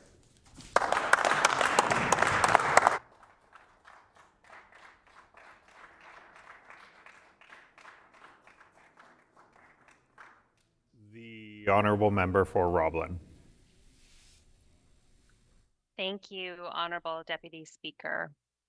I'm very pleased to rise today to speak to Bill 2, which I think is a very important bill as it aims to expand the ability to respond to the non-consensual distribution of intimate images, including deepfakes and digitally altered content. This is an area where, as we all know, technology has moved quickly and laws must keep pace. I think the bill before us is an opportunity to close some of these gaps, strengthen protections, and ensure the justice system has the tools it needs to respond effectively. And I think this debate deserves time and clarity. So I want to walk through some of the aspects of this bill and why it's so important. And first, I think it's important to state clearly, and I think all members of this House would agree, that we support and stand with victims who've had their intimate images or deepfakes of them shared, distributed, or posted online without their consent. And this issue is personal for many Manitobans.